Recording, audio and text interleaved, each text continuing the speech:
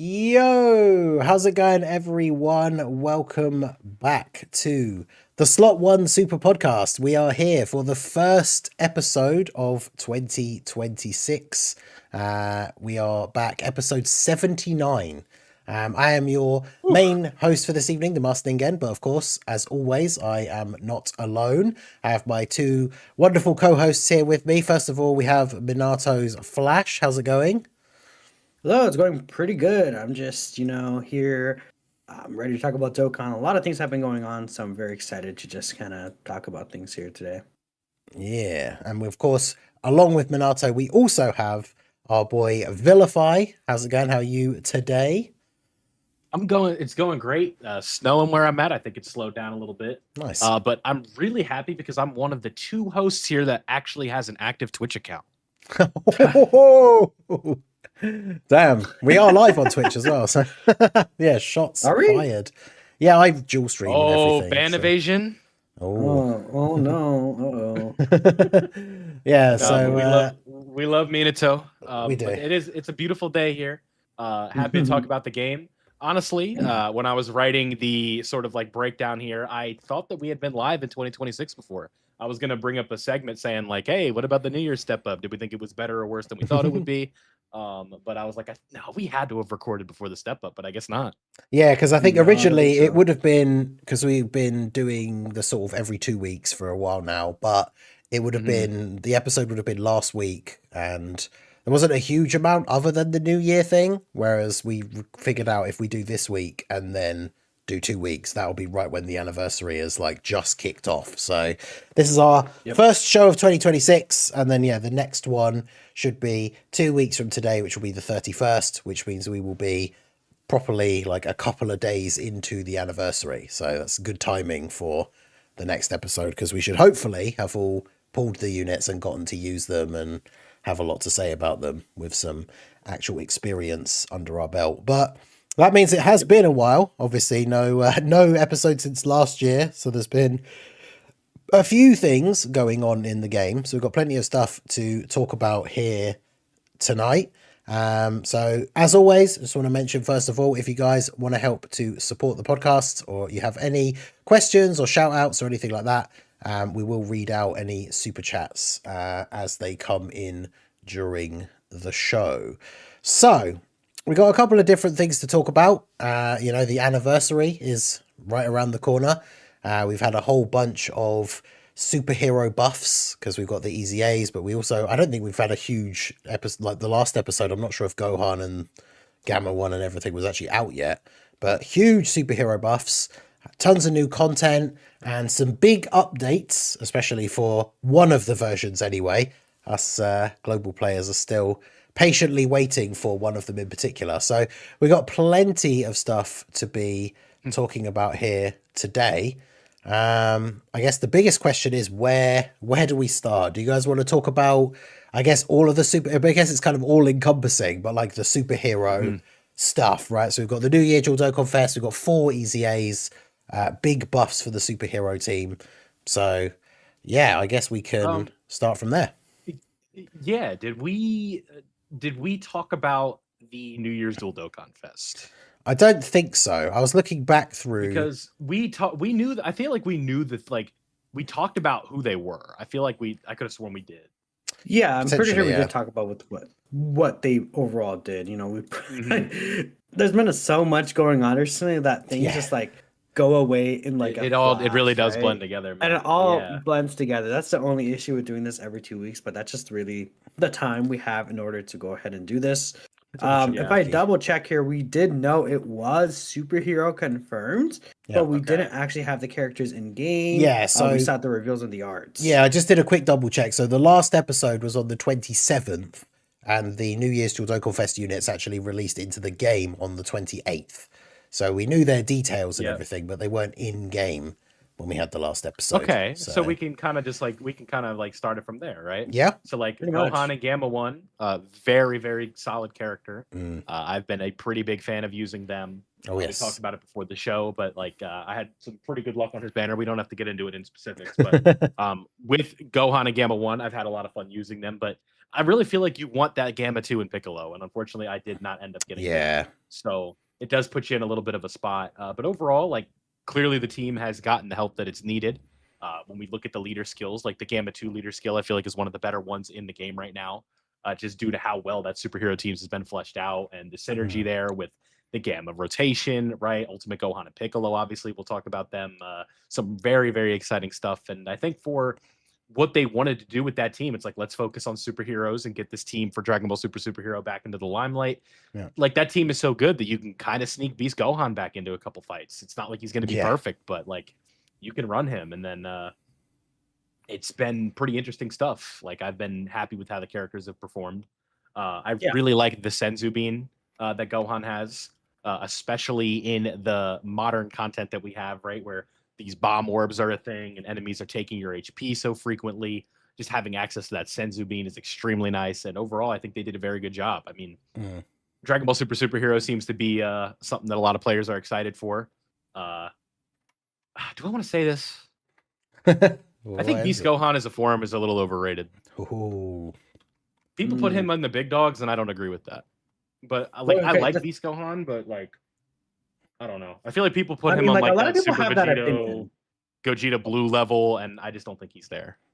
A lot of people do have that opinion, and I disagree with it. No, I mean like your opinion. That you just said. Oh. I think a lot of people would agree with you, actually. Okay. Yeah, it's one of those things because like it is cool, but like, and as much as I enjoyed Superhero as a movie, like as much as I enjoy like Beast Gohan for what it is as like a form, it is very much like a lot of big criticism of Superhero and like Beast in general is that it is very much just like a rehash of Super Saiyan 2. Like even the awakening and everything, like it's obviously very similar, right? Which, you know, is fine, but, and you know, it looks cool. It's interesting now that we've seen more art for it, now that it's been in other games and stuff, because I know a lot of people's initial reaction, people were quite, I don't know what the right word is, but shocked, I suppose, with like just how tall his hair is in like some of the angles, like in that original movie. And now that we've gotten some different arts in other games and stuff, and like, you know, illustrations from Toyotaro and stuff, is some of them have kind of toned it down a little bit. But yeah, right. It's cool enough for what it is. But yeah, I don't think, for me, I would also agree that it's not on that like top tier, like hype level for some characters. But yeah, the superhero team, tons of buffs. So I get, and we know you pulled, so I'm in the same boat as you. I pulled Gohan and Piccolo and not Gamma 2 and Piccolo. And it's one of those things, even though I definitely think Gohan and Gamma 1 are better, but like you said, for like the full sort of peak superhero team, you do want the Gamma 2 and Piccolo to make that full lineup, because obviously then you could just run the 2 new Dual Dokkan Fests and like the 4 big Easy A's. But yeah, it's definitely a fun team. I love the fact there's so much support as well, with like all the different active skills, and then like the support passives from like the Gammas, Piccolo having the multi-turn support. Like the team is just kind of crazy. So Minato, did you get either of the new year's characters? Yeah, I actually have both of them with what you put them. So I'm like, oh, that's cool. Nice. Well, that's pretty good. They're really good. I have a lot of fun with them, and I think that they are able to succeed very well in just like all kinds of different content that's released right now. And I think that they will be good leading into the anniversary, is what I think. I feel like, you know, maybe I'm jumping the gun a little bit ahead, but I'm not sure if the anniversary will have as much power creep comparison to like the 10th anniversary or even the what's it called, the 7th anniversary as well. Like I feel like it's gonna be more like, you know, 9th anniversary, 8th anniversary, where it's like there was a jump, but it wasn't anything majorly crazy.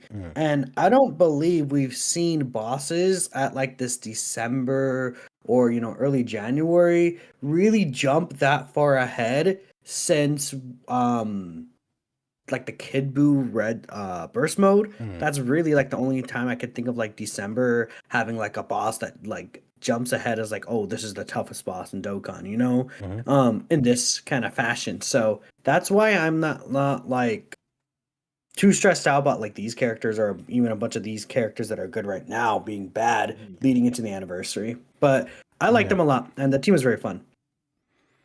Yeah, Yeah, that's what it's about. Team being fun, right?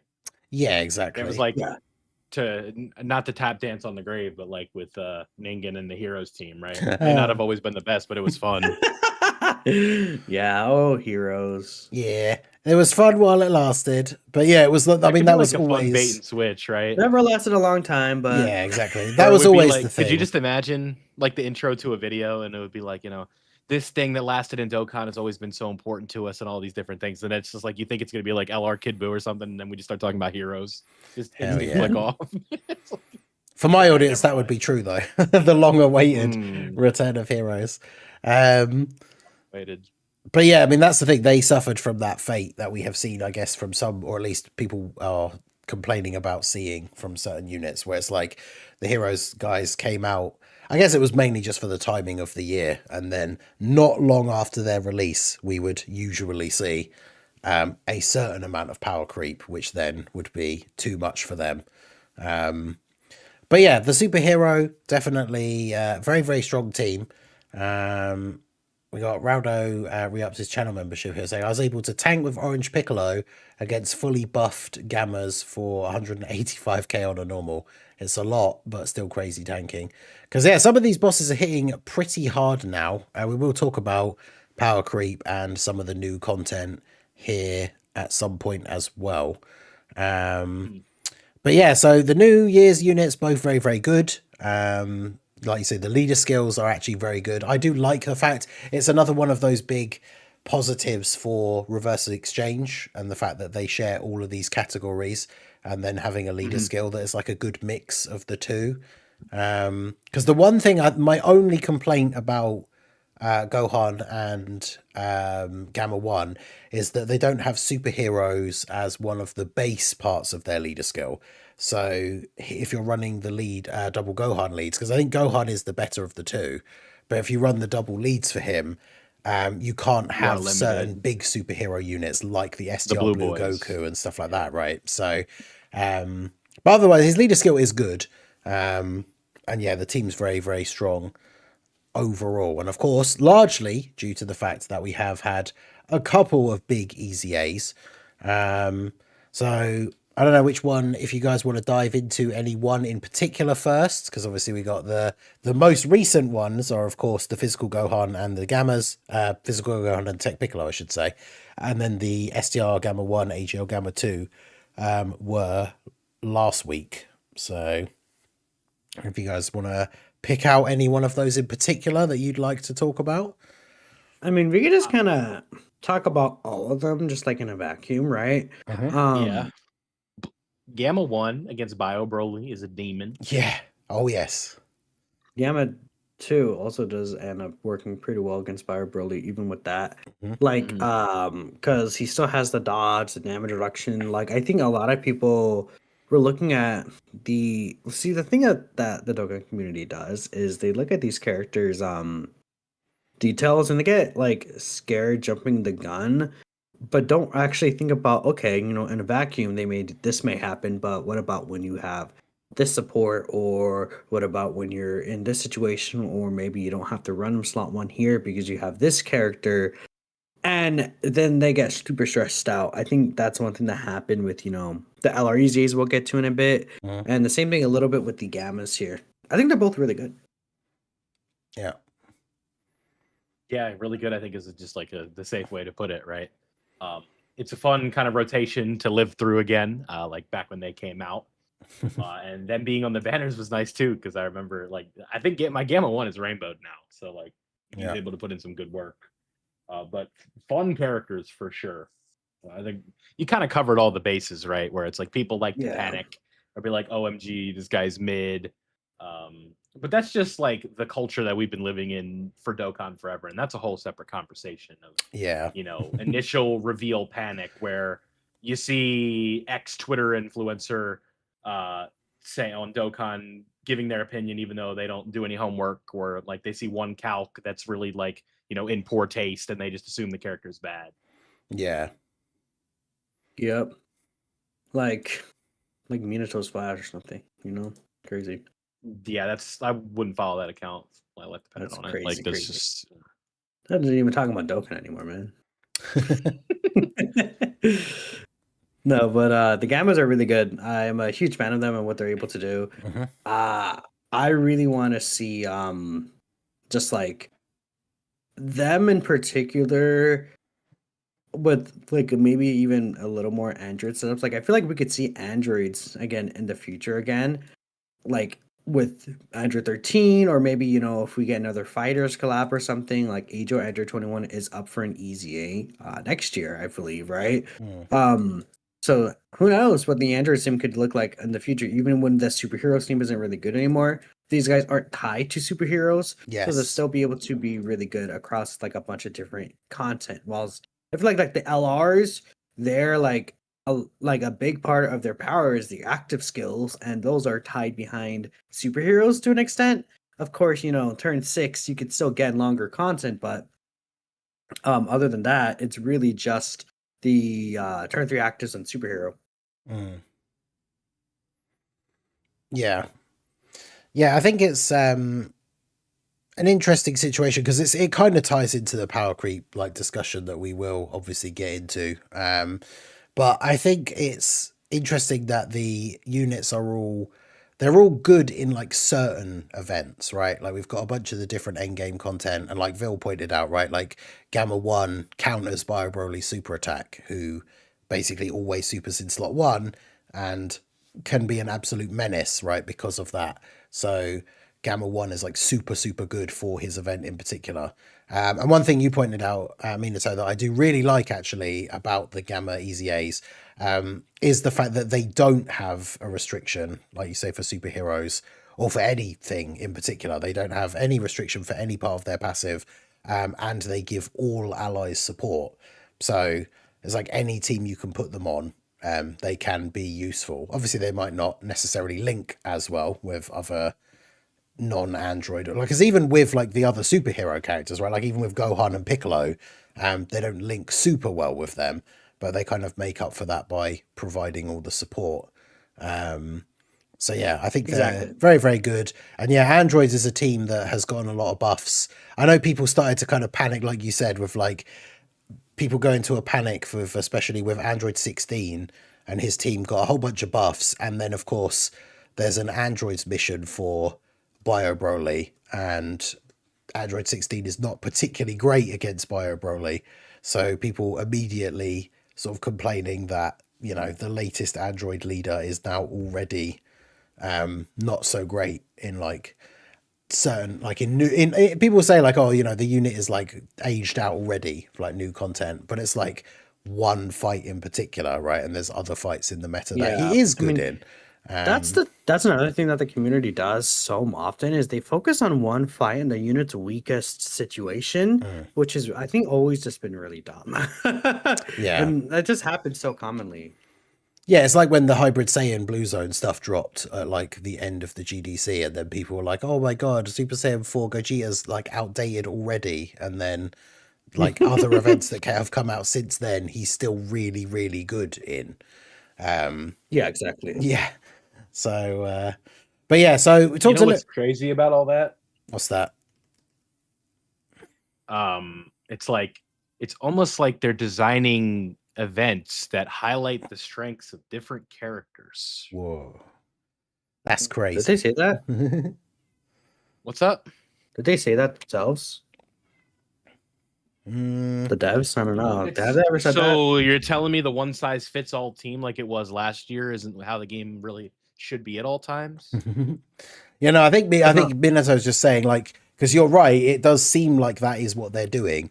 I think she was just trying to remember, because I actually can't remember. Is that something that I was joking. They did say that. They did say that. Yeah. They have actually said that. Right. Because when you said that, facetious if I tried. Right. Because when you said that, like, I was actually trying to think. Wait, did they say that? Because I couldn't remember.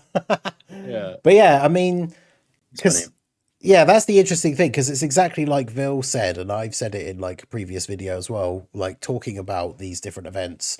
You used to be able to, if you pulled the new unit for like the new team, like whatever category it is, let's say it's like superhero, you could then build a team with a specific 6 units, and then you could just beat every single event in the game without having to change the team.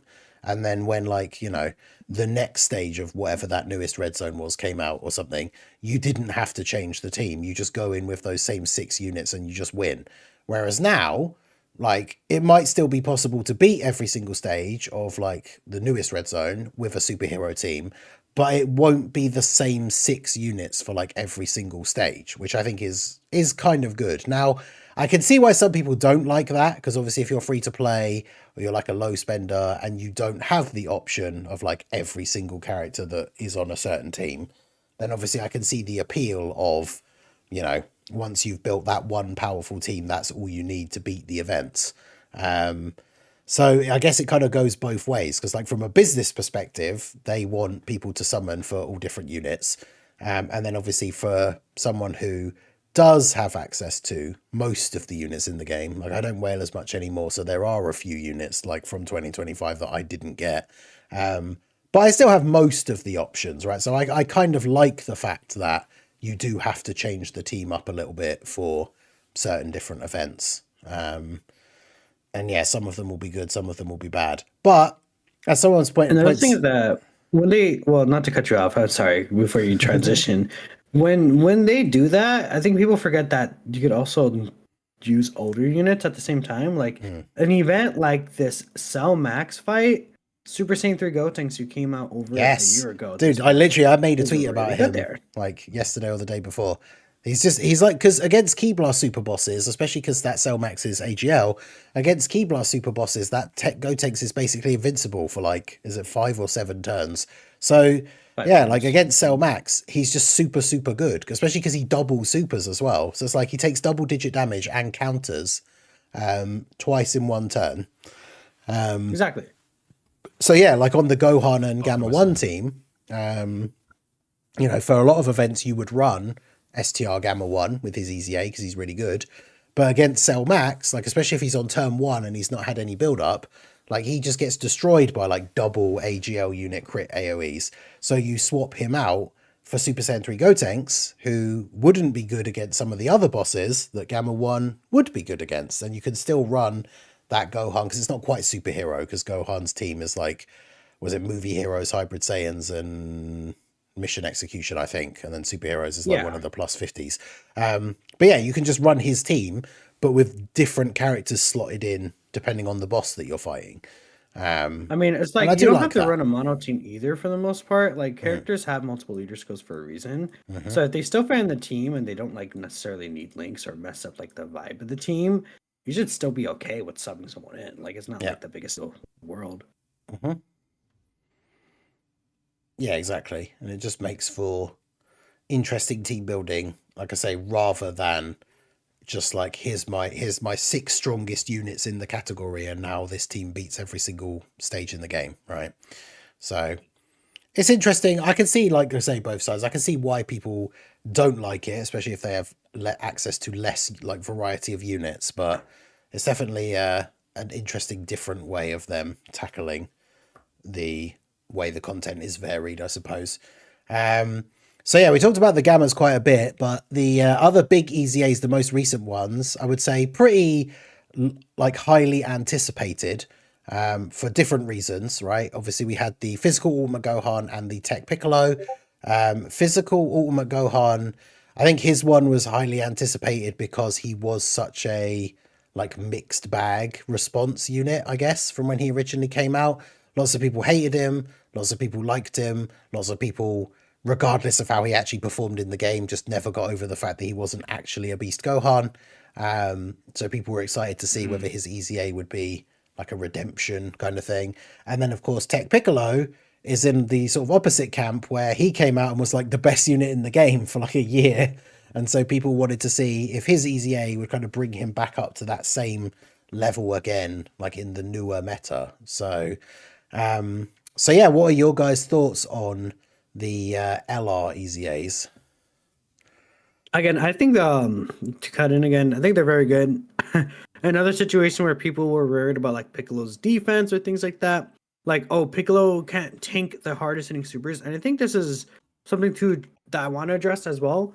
Is when it comes to stuff like this, you do need to keep in mind that Dokkan is different than it was in 2022. Orange Piccolo was also a mistake. Orange Piccolo was still usable at the He's so beginning of good. 2024, right? He was good for over 2 years. He was the best unit in the game throughout the entirety of 2023. That is not how Dokkan works anymore. Dokkan does not do that. And like a clear number one, which is kind of what Orange Piccolo was for the most part. You could argue like GT Duo or Bulma, right? But Orange Piccolo is still very relevant in that spot for that time. And I think when it comes to that, you need to, again, they're not intending for characters to face tank every single super attack anymore.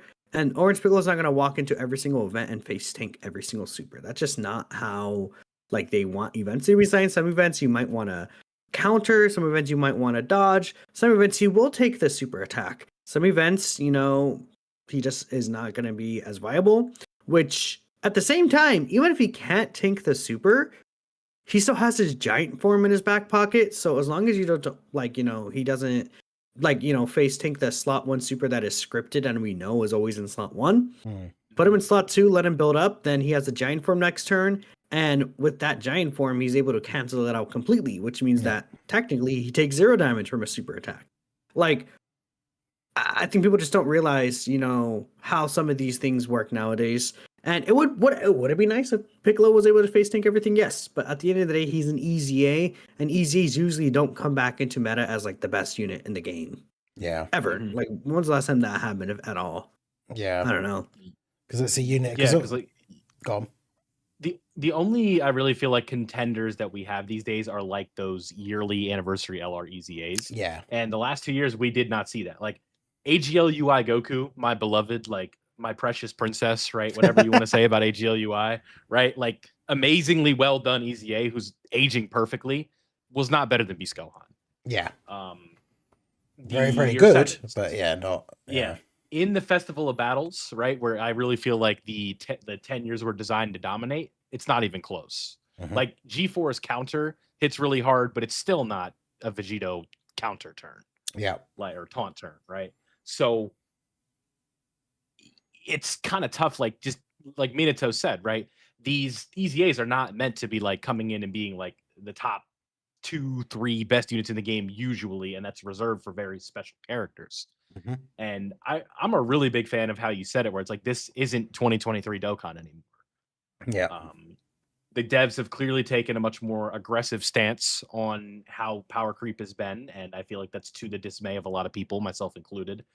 It was certainly not a good feeling dying to normals with Gogeta 4 in the second week of his release. But clearly, that wasn't like the only fight we were ever going to use them in again. And I feel like we do get into that hive mind mindset of like, okay, what are content creators saying is the hardest fight in the game? That's all we're going to use now. And I feel like 2025 Dokkan, that's been into 2026, that's been one of the concerned efforts to be like, okay, there's not just going to be like a one size, this is the hardest fight, no matter what, this is the only fight that matters, because they just don't let you do that anymore because of how they've structured these fights. And I feel like what a lot of these fights have done is take away the greatest strengths of characters, right? The Team Bardock Great Ape fight, I feel like, is kind of a fight that deals with Omega Shenron. Because like the Rainbow Orb changing is a problem, the bomb orbs are a problem.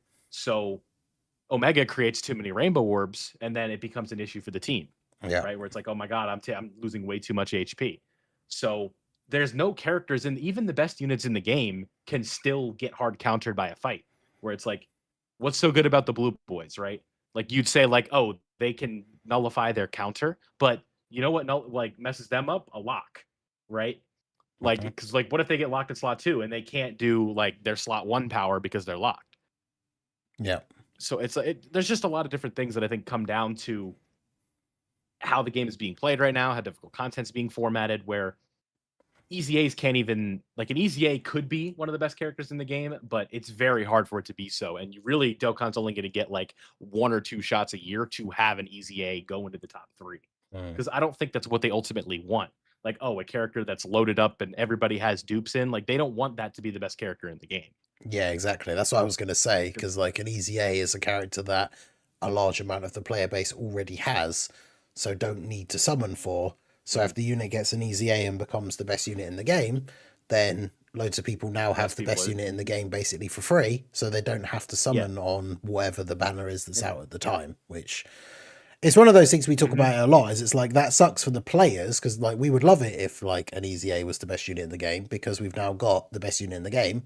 But yeah, obviously for them it's a business like thing, so it's always going to be that kind of thing. Gacha gonna getcha, as they say at the end of the day. Yeah. But I'm glazing at this point, but like Minato, like I think you also said something really good with Orange Piccolo being a mistake. Like the character I always circle back to, Tech Ultimate Gohan. It's so obvious that that character did not work the way they wanted him to. Yeah. Because of just how they handled the situation moving forward. Yeah. So, like, how often is a Dokkan Fest TUR just like, perfectly aging, like the best character in the game? You could say Int Fat Boo, but you could call Int Fat Boo a mistake. Yeah. Yeah, Int Fat Boo is definitely a mistake. Yeah. Like, I don't think they intend you to run Int Fat Boo without a leader skill on everything too. And then like you run Int Fat Boo. If you want to beat the Cell Max fight, you're having difficulties, run Int Fat Boo. Yeah. On any team. And he will and slot 3. And then you just win because you have basically 2 free turns and you have him turn 1.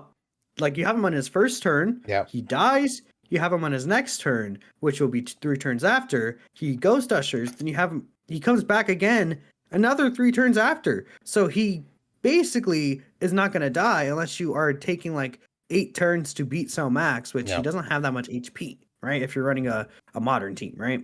Yeah. Yeah, exactly. No, it's interesting stuff. Like it's it's like that's like the new thing, right? Where it's like if people love being like, oh, there's items, so this run doesn't count, right? When as a community are we going to reject Int Fat Boo runs? Never. I've seen a discussion about that the other day. I thought that was you use Int Fat Boo, the run doesn't count. Damn. You just get because he's just a cheat code. I mean, he kind of just a cheat code. That's 2 free turns. Yeah, he's so good. Like you can't say, "Oh man, this team is so good," and you have like Int Fat Boo. Int Fat Boo on it, yeah. It's like, oh yeah, well you could do that to like literally any team, Yeah. So what you're saying is, I just need to find which hero's team has a leader that can have Int Fat Boo on the team. Oh, there has to be time travel. He's a time traveler. That's of course, he is. Hearts, right? Let's go. Like okay, we talk about Hearts. Hearts leads time travelers and heroes. I'm pretty sure they're the next Easy A's in line for heroes, whenever they come. Yeah, whatever, because we didn't get them when we were meant to. So it's, I'm pretty sure Truth was getting on Vector's case about Int Fat Boo. I think that's where I saw it. It's like Mickey Mouse runs. Yeah, like could be. Look how good Truth says something everyone will talk about it. That's true. Yeah, that is true. Truth. Yeah. Yeah, that's. Do you guys? I guess I'm kind of like bringing up something I didn't write in the outline. Do we want to talk about, because 11th anniversary and all that? Do we want to talk about the alleged, if you will? Oh, I mean, supposed leaks. Yeah. I was actually gonna make a video on that tomorrow. Funny enough. I know I'm video talking about it, but yeah, and I just kept emphasizing. I'm like, I don't know, guys. This doesn't seem like. Yeah. It's like the source, I don't think originally was good enough, and this isn't to discredit the French YouTuber in specific, but it just being a Reddit post, it seemed awfully convenient. It's like, oh yeah, he knew that there was going to be a Trunks and Gohan with next level animations. I don't know. That seems oddly specific. I mean, we just have to see. I mean, I don't think that those whatever was said in there, I don't think would be part 1 anyways. I think we all know. Part 1 does the countdown and everything. It just screams Daima to me. Yeah. And we've all been saying Daima for anniversary for a while, and since last year. I mean, pretty much since GDC. Even Golden Week, people were speculating Daima. So. Yeah. I was thinking Daima GDC. I was not thinking for anniversary. Last anniversary, but no. I mean, we'll just kind of see. How it really all plays out. I'm very intrigued. Yeah, exactly. I mean, I made a video talking about it as well. I don't necessarily think that it's, the leaks are how it's going to go down, but at the same time, I can see it, and obviously with the teasers that we've gotten so far, it does kind of point towards like, you know, basically anything that is post Z. And that like leak is basically all 3 different things that are post Z, basically. So it does kind of fit with what we're seeing at the moment, but yeah, I'm not too sure how I feel about that. It's I feel it feels too much like a rehash of stuff that we already just got, I think, is the big thing for me. Because I don't know if we want to go into detail of like what the leak actually is. Well, I mean, there is a bunch of options, but like I talked about something I thought that was kind of interesting. And this is just a theory in it that there's no grounds to this at all. Yeah. I could see, like, what if for the 10th anniversary, Evolution Blue Vegeta was supposed to be a tag character, but they bit off more than they could chew. And like, because UI Goku was clearly part of the art. Yeah. And like, could you imagine that maybe the original thought that they had was like, oh, let's do a UI Goku and Evolution Blue Vegeta tag character, and then they get X% in, and they're like, there's no way we can make this happen with all the other tag characters we're doing this year. And that would explain the lack of an active skill. Okay. I don't know. It's just like, and again, I'm not going to sit here and tell you like this is 100% true, but like I'll float it out to you and be like, what do y'all think? I mean, I could see it because obviously like he ended up being the only anniversary character that didn't have an active skill. So I can kind of see that. It's like he was like a work in progress reversible exchange character that then kind of realized sort of, like gave up finishing. This isn't going to happen. And we got to make this a unit super instead, rather than giving like Goku a unique set of animations and a unique kit. And again, that could be completely wrong. Because what was the thing? Someone probably pointed not out. True. Someone in my chat pointed it out right when it came out and has mentioned it before. I think it might be Weeble Class. I can't remember. But the fact that the art as well for the Vegeta is him doing that. I can't remember what they call it in the actual thing, but he's doing that like punch attack thing, which the card doesn't do. And you could kind of imagine if it was a reversible exchange character meant to be originally, his active skill potentially would have been that attack. And that's why it's part of the art. So, yeah, it's funny that now that you mentioned that, I can kind of, again, not to say like, oh yeah, I now think that is what happened, right? But like, I could definitely see that. I don't want to get too ahead of it. Right? I could definitely see that. I mean, people are always saying, people always said that. Like, they were thinking like, oh, you know, they unfinished Vegeta or they bit off more than they could chew with Vegeta. Like, okay, so that's just that's a common consensus because it's like he has no active skill. He like people brought that up during the 11th anniversary. Like, it's not like a new thing. So I don't like think that's like. So right now, maybe that's me. Yeah, I was right. Yeah, I saw people obviously saying that he was unfinished, and maybe that's, you know, because they had 6 LRs and stuff like that. But I'd not heard anyone like float the idea that like recently the unfinishedness was that he was meant to be a reversible exchange character. So that's kind of interesting to me. I was conversing with a friend, and then they just kind of brought that up, and I'm like, that's a really good point. Like, I don't think you're right, but that like. I can kind of see it. Like, if we found out that was true, then it'd be like, yeah, I can see all the reasons why that now is clear that was the case, right? Like, yeah, it's very interesting. But yeah, that's the thing that makes me wonder, like, why I don't necessarily think it is, because we know that they plan the characters like super far in advance.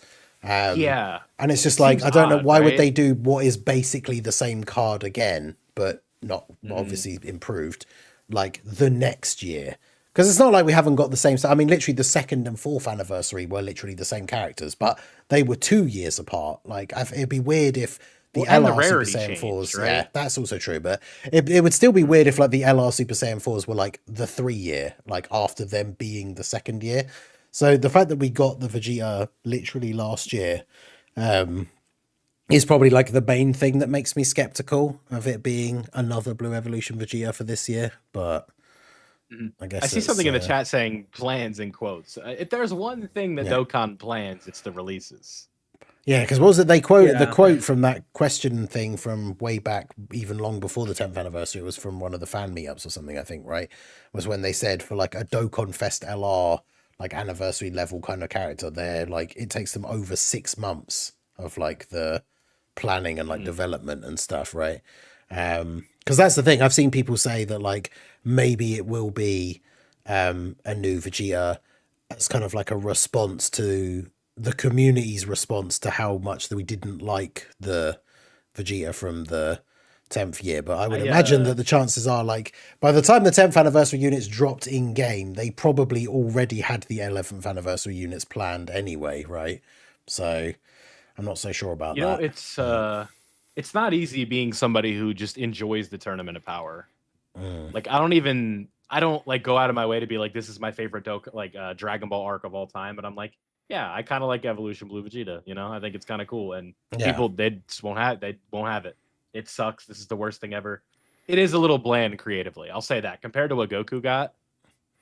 I just like the fight against Toppo for the clash of dynamics, and how Toppo is somebody who's willing to throw away everything, and Vegeta who would rather, do just about anything than not be who he is. Yeah. Or like an anime reviewer channel now. Like I'm just talking about, I mean, that's why I like the fight. Yeah, no, I agree. Like, as a Vegeta fan, I do like that, right? With you. Yeah, where he has the cut in. Trying to give you. Yeah, it's like Vegeta. He has the cut in the of same like, thing to you, Bulma and Trunks and and then like Carburn stuff, and then it's kind of. I as a Vegeta fan, I did like that. As much as I'm not like a huge fan of the TOP, I very much did like that. And it's the track record, right? How much they spam it and people aren't. And it's not as cool as UI, but I did appreciate the fact that at least Vegeta got like his own like new upgraded form. I thought it was kind of cool. But after last year and the quality of the Blue Evolution Vegeta, I don't know. I'd be very surprised if they did another one. And then even with the Super Saiyan 4's like theory, obviously we've had them before, not as a reversible exchange, which I feel like they're gonna, essentially at some point remake every single like joint forces big character as a reversible exchange. But I don't know which route they would go with it, because if they go the 10th anniversary route, one of the characters will fuse into Super Saiyan 4 Gogeta for a certain amount of turns. Or if they go the GDC route, one of them will just have a Super Saiyan 4 Gogeta attack active skill.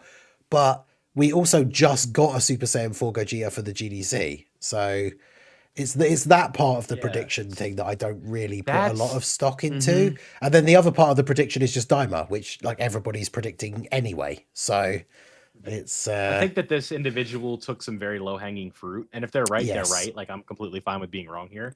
But like, if I come out here and say, oh guys, anniversary's Daima, like, you heard it here from me, I got my source, right? And it turns out to be Daima. I'm like, see, I told you so. Like, I was like, as if it was like a hot take. Yeah, that was like last year saying like my sources are telling me it's Vegito and Gogeta. Right? Like last year, I feel like we kind of like, everyone was like, yeah, this is going to be the 10th anniversary in like September. And it was like, oh, wow, look at that. It turned out to be exactly what we thought it was. Yeah.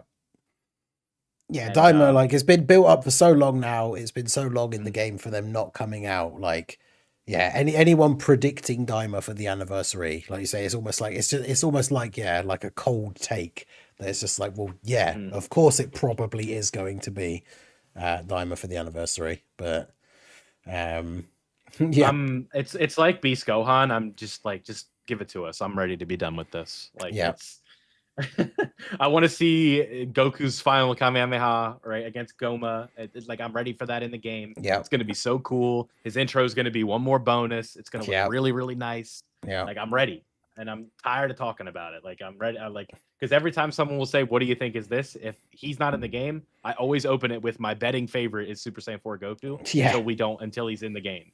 Right. Like, it's just until then for Golden Week, for Saiyan Day, for Tanabata, for GDC, for Worldwide in previous years. Like, well, it's like how every time a filler Dokkan Fest was coming up, like Baby would be one of the suggestions, because it was about time Super he Vegeta finally for got a pretty Dokkan long Fest. time. So that's why people say, like, even if people aren't super into Daima, it's like the Daima Super Saiyan 4 Goku and Super Saiyan 3 Vegeta, like, it's hype because they're not in the game yet. Like, that's kind of the big thing, right?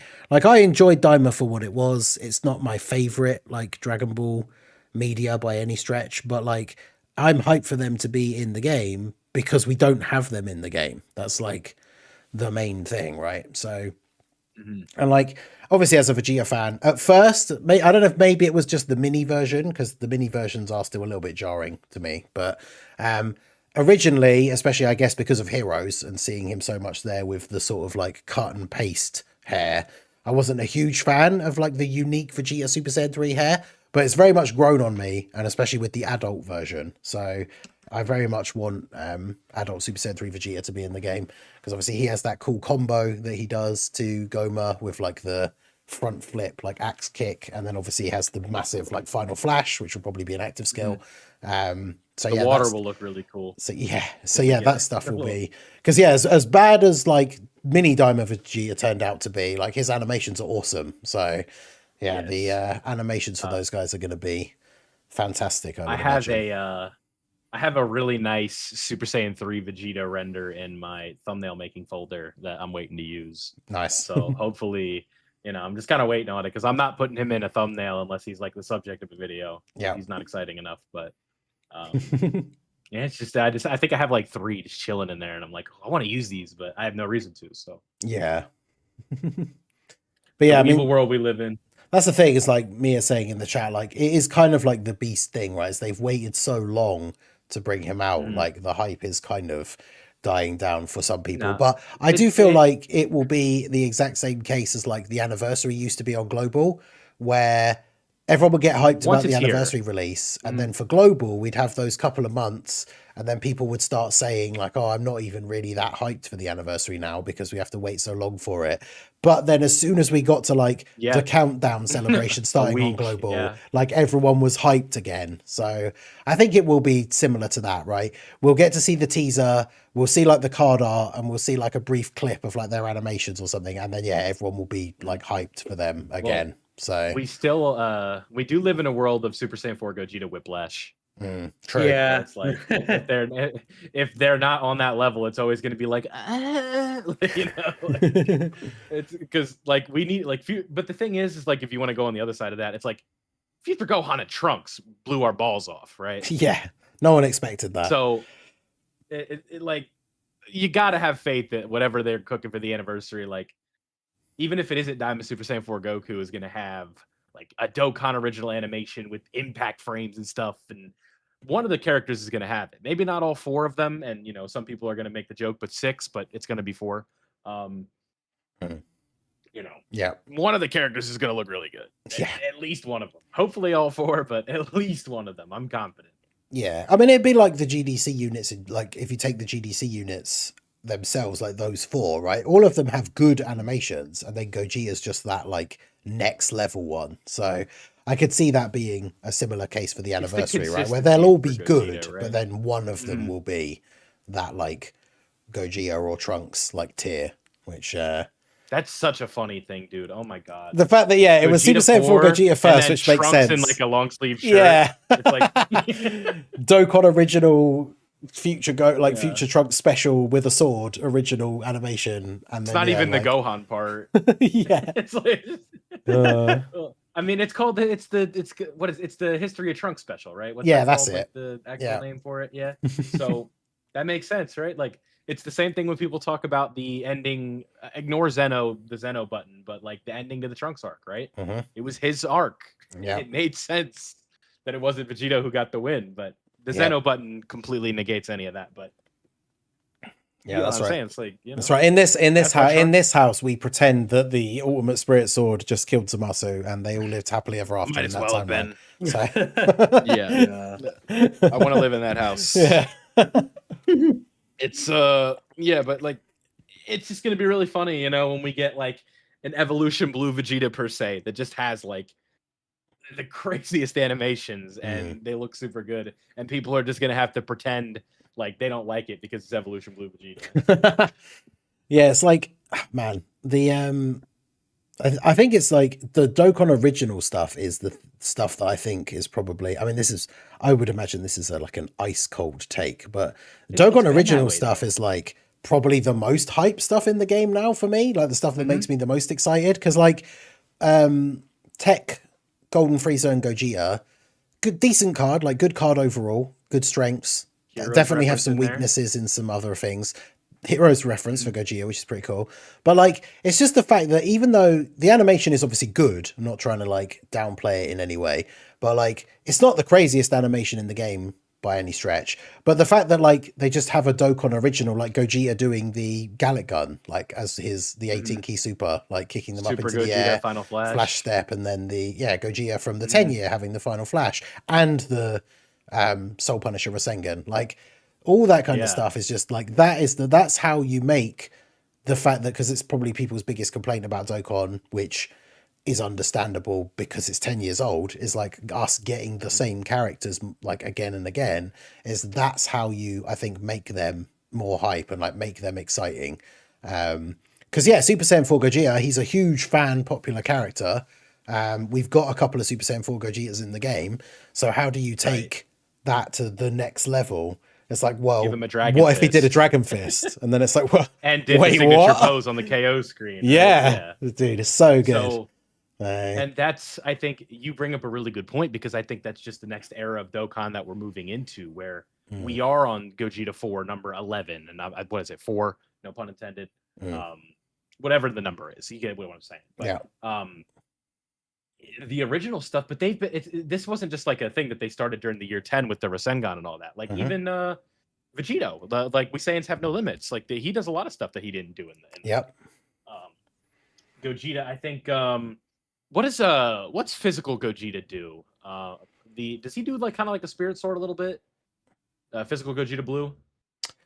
He has something, doesn't he? It's like I'm trying to think what it is. Damn it, let me look it up. It's like the hand crossover thing. I can't remember what it is. Yeah. Part of his animation is like original and just looks really cool. And like, so like 10th anniversary LR, right? We see Evolution Blue Vegeta and UI Goku working together. Obviously, we never saw that.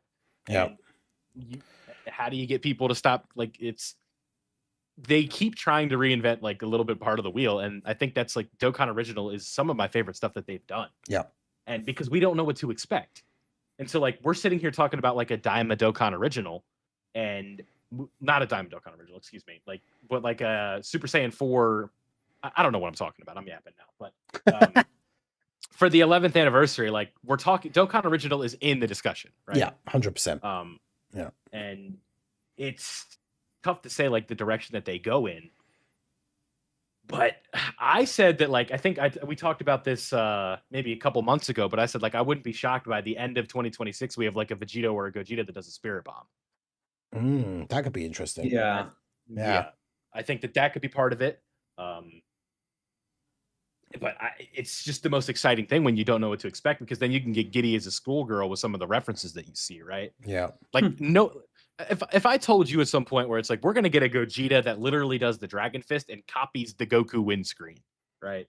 You'd be like, "What are you talking about? Shut up!" Yeah. And then we actually get it, and the animations look like, it's one piece with all the impact frames, right? It's and how crazy. good they look. It's just, it's unbelievable that a lot of that is Dokkan Original, and you can do that with so much stuff. Goku, like imagine a Namek Goku with Dokkan Original stuff. Yeah. Because Namek Goku is so cool. And we get like Dokkan Original animations from that. It's like, and he doesn't even have to do other people's techniques, but just even like his own version of an attack. Like take a reference from a game and just kind of spice it up. Yeah. And, like kind of go from there. Give him some like crazy, make him do like the 1-inch punch from ROF, right? Or something. Like just anything. Like it would just be like really cool things that you could do. Yeah. With like a Namek Goku, with a Namek Frieza. Any of your, like, just pick a fusion or like rip one off the wall and make it work, right? Yeah, exactly. It doesn't matter. They did it with Beast Gohan, where it's like imagine a father's son, a Piccolo Gohan special beam cannon, right? Yeah, dude, like, we saw cool. that from the unit super attack. So it's like Dokkan Original animations. Like this is nothing new, right? Like and I think that's how we kind of take this game into the next era with legend style power creep, Dokkan Original animations. Pick your poison, right? It's an exciting time where you can take stuff that you've done before and there's just a whole element of spice to it, where it's like, what fan favorite moment is going to be referenced here? Yeah. Maybe a Vegito that does a Soul Punisher or something. That would be cool. I mean, like a flip side. Like a reversal. Right? Like and like I still think, at some point we get a tag Gogeta and Vegito. Yeah, dude. Yeah. I don't know when, but it's like that's something that I'm surprised they've never tapped into that, because I guess the process is always just like make a unit for them both. Yeah. Like, I mean, I'm trying to think who, because I guess because you're trying to think who would be the flip side unit to that. But yeah, I guess you could do like, because they can't do 4 because obviously Vegito is a Heroes character, but they could do blue and then like Super Saiyan and then have them be reverse exchange. Yeah. Yeah, it's just the animation budget maybe. Yeah. It's like, I don't know if it's just that they stray, because they do Dokkan original stuff, which can be stuff that didn't happen. It's like a what if kind of thing, right? So like the Goku and Gohan from the Cell games, right? If like Goku was still alive at the end.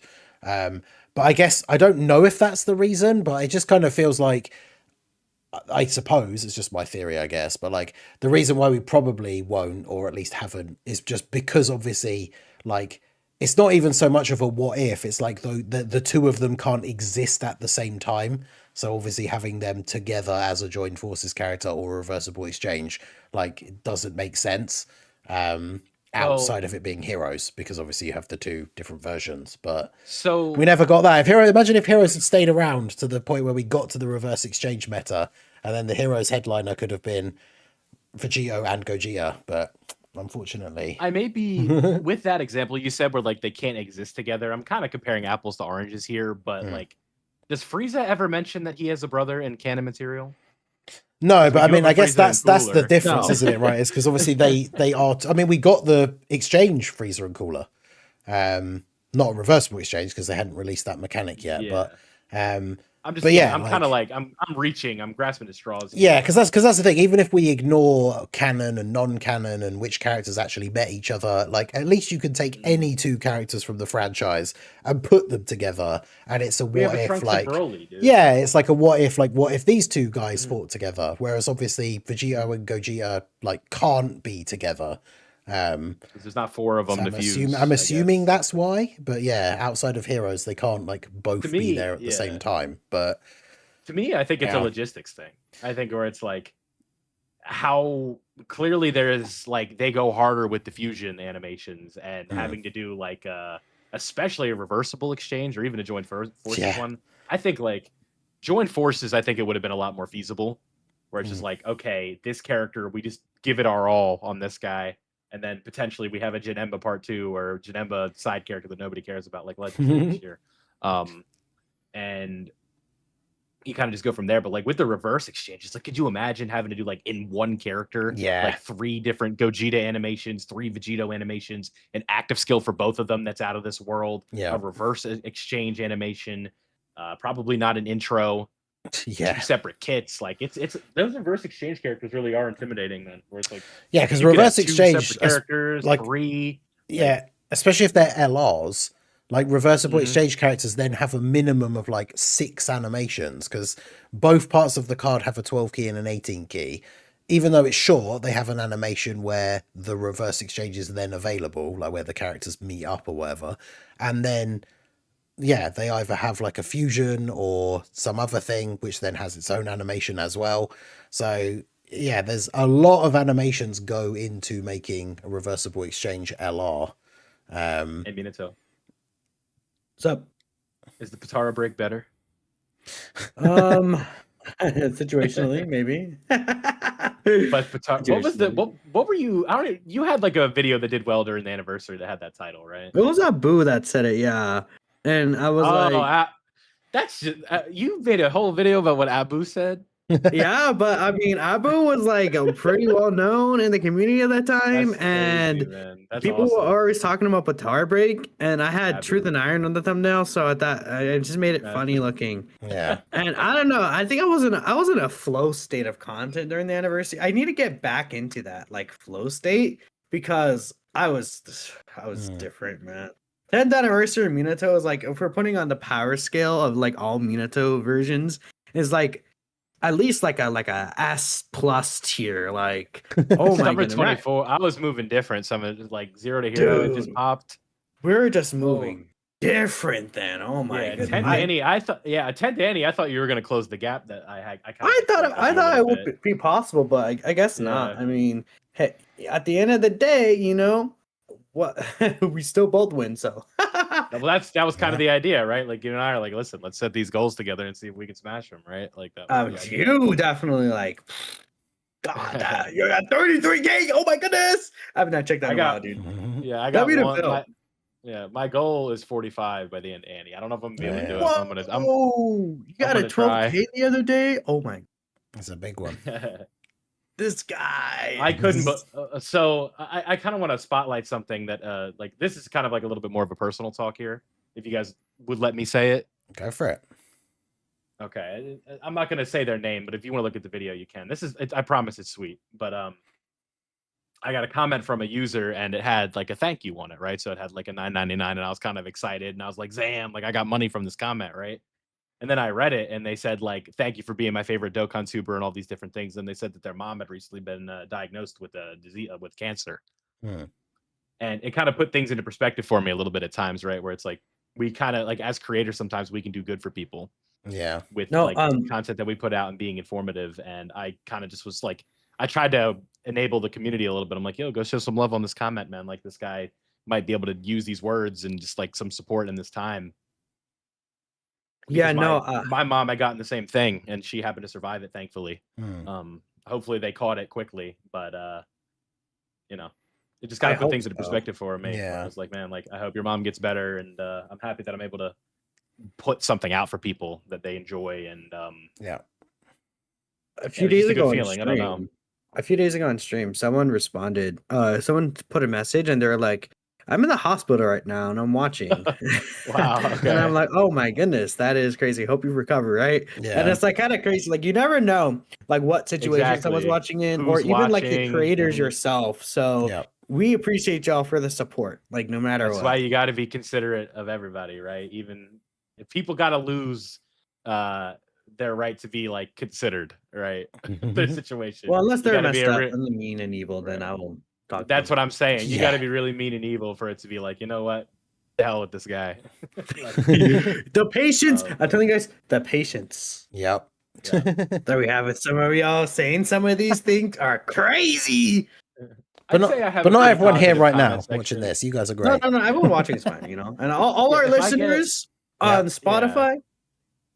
Hi. Them too. Oh, great. Yeah. If I get like a negative, if I get like negative feedback in the comments on something that isn't a tier list, like typically I can take that comment and like work something from it. Cause I did like a team's video for like the individual New Year's characters, and it wasn't my best work. So I privated the video and re-uploaded it and just did like a long intro saying like, YouTube is something you got to earn every day. And if I don't put out my best work, I got to like, let me know and I can always make it better. Yeah. Because like I was kind of like in a rush. My PC had broken, and I was kind of like, all right, let me just talk about the teams and say which ones are the best. And people were not a fan. And this was like 3 negative comments, but sometimes that's all it takes. So I'm like, yeah, you know what? Let me do better. Yeah. And the other video did way better, so I was kind of happy about that. But it's fun stuff out here. Exactly. Content creation's a funky world, man. It's something. Oh yes. Especially on a game like Dokkan, where it's Dokkan really is. It just feels like a cycle year by year, right? There's a schedule that you adhere by, but there's always the obstacles in between where Omatsu goes on stage and says, the anniversary characters are going to be somebody we've never featured before. And the whole community discourse is it DKP? Is it Cell? And then it's just 2 Goku and Vegetas. All right, man. Okay, no one was bringing up DKP or Cell. People were talking about Super Saiyan 2 Gohan. Super Saiyan 2 Gohan. All right. I'm just for the 8th anniversary, right? Yeah. Like Kid Goku. I could have sworn I saw Kid Goku DKP talk. That's mentioned every year. Maybe, that was definitely one of the things. Yeah. I'm thinking like the big choices people were talking about, like Super Saiyan 2 Gohan. Mm-hmm. I saw someone bring up like a Trunks maybe or something. Because like it's like, okay, if Goku and Vegeta weren't anniversary, what would be anniversary? It would be like a Gohan and then like maybe like a Trunks or something like that. Like what? Like imagine anniversary that was Gohan and Trunks part 1, and then part 2 is like Cell or Goku Black, and then like Cell.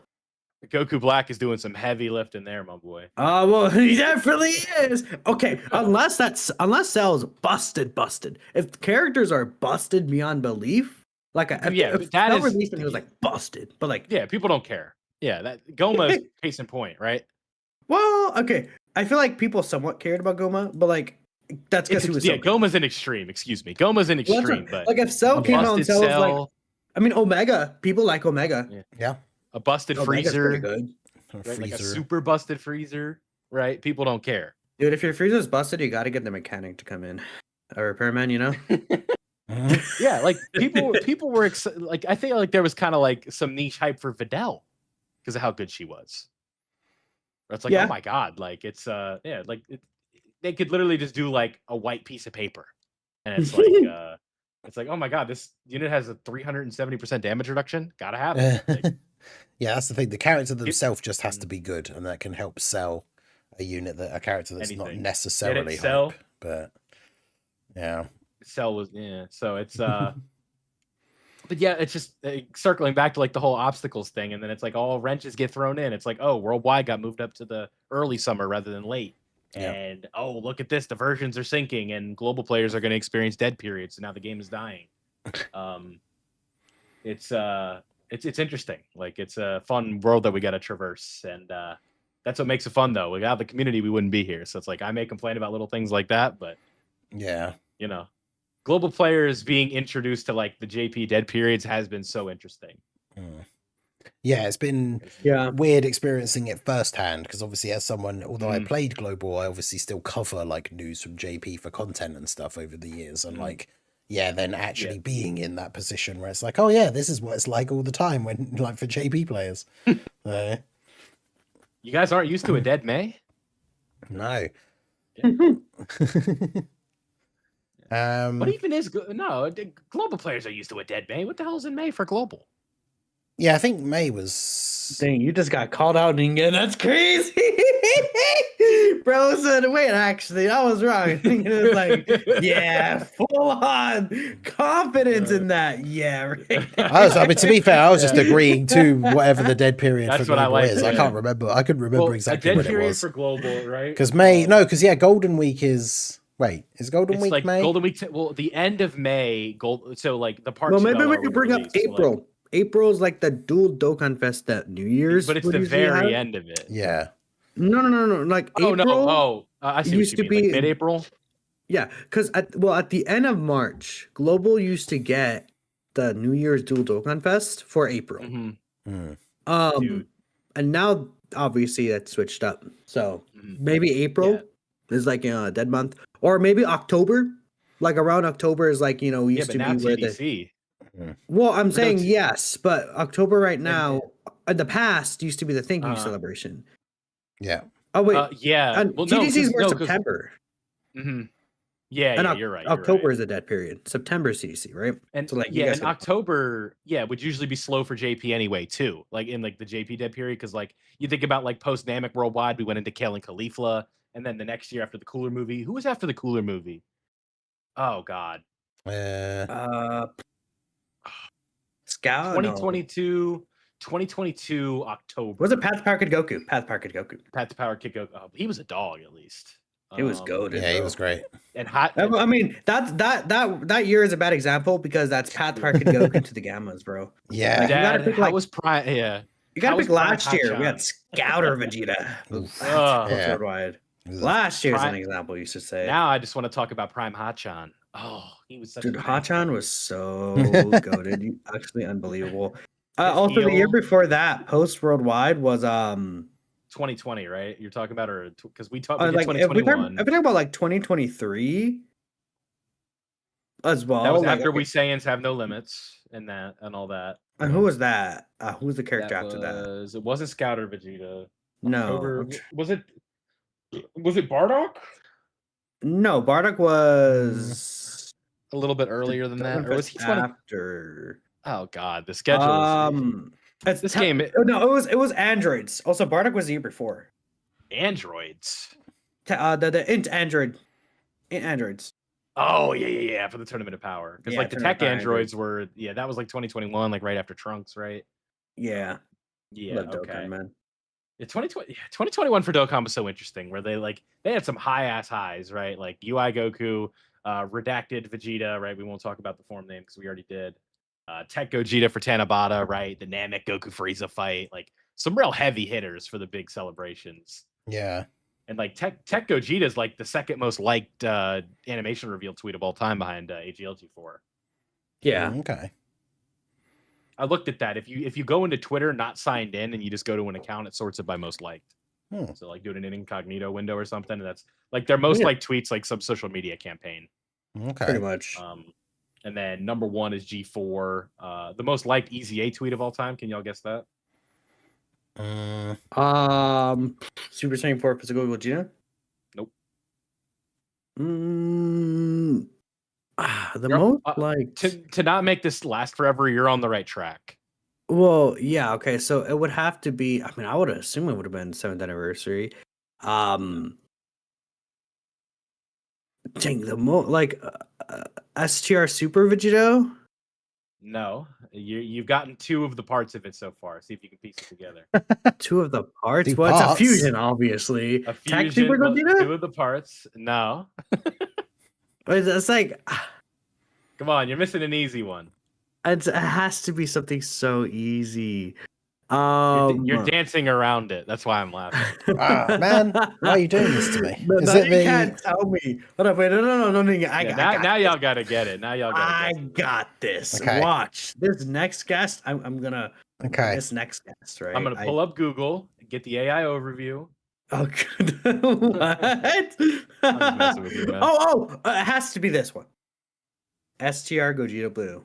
There you go. Yeah. So when I said course. 2 parts, you had a Gogeta and then you said STR. So that's why I was like, Yeah, you got exactly. the framework here. Yeah. So Gogeta Blue, unless I'm wrong and it's updated, the last time I looked at it, he was the most liked EZA reveal of all time. Yeah, people went crazy. That could be for one that. of your shorts. You know those shorts I see. I think it already did it. Dokkan trivia. Little Dokkan. Yeah. Yeah, Dokkan trivia shorts would be fire. I just gotta like find trivia that was. Yeah, well, that's what I've been doing for this past week. I've started doing it as a thing. Yeah. So shorts on the channel and over on the TikTok. But yeah, every weekday, And Dokkan then trivia what you gotta questions. So do go check them is out. when you have enough, you get a compilation of them and then put it as a video. Well, I'm trying to work on some stuff, so I want to do like those as shorts as like a new, because it's something that like Little Blue and I watch like trivia like stuff on TikTok, and we like our quiz shows and stuff. So I thought like Dokkan trivia is a thing that I've not seen a lot, especially for like short form content, but I kind of want to build it up to then doing some full videos of like having some guests on and stuff, and doing actual like a quiz show, like the kind of thing you'd watch on TV, but only for like big stuff. Something we did during the 5-9 days. So Yeah, Dokkan Jeopardy, exactly. things Like, that. because people have done stuff like that before, but yeah, there's a couple of different quiz shows that we like watch on a regular basis that I think could be kind of adapted into a Dokkan format that would be kind of fun. I did something like that on my channel where I took like a format and I was like, I think I could Dokkanify this. And there's just so many different ways that you can do that, right? The hard part with doing like the game show format is like making it look good in a video. Yeah. Because editing is not easy. Oh, especially yes. good editing. And having to make it like a Family Feud style with like the dings and the buzzes and the visuals for it, like putting all that work into it. Yeah. It's one of those like long-term projects that you can't pump out consistently. Yeah, exactly. I'm thinking of doing it like to do it for you. I'm thinking of doing it like twice a year, right? Like a big thing like that. Do it for like end of anniversary and have the trivia be like anniversary themed, and then like end of GDC maybe. Yeah. But either way, you guys will see more on that soon at some point maybe, and I'm sure I'll be talking to these guys because getting other people involved and stuff will be fun. But yes, I'll get dunked on in that. I'm so bad with like the past. I feel like we've strayed very far. I can't even remember what the last thing we were talking about the actual here was the list. thing, right? We were talking about something, and I was trying to. If I was the host, I definitely would have done this. I'm gonna do it anyway. We're gonna circle back. So like, pretend we're rewinding time, right? We got Weiss in the building, and earlier we were talking about the like with the sync and the updates and stuff like that, right? This is a problem that the game has, and we're going to segue into the change of the friend system with the update, right?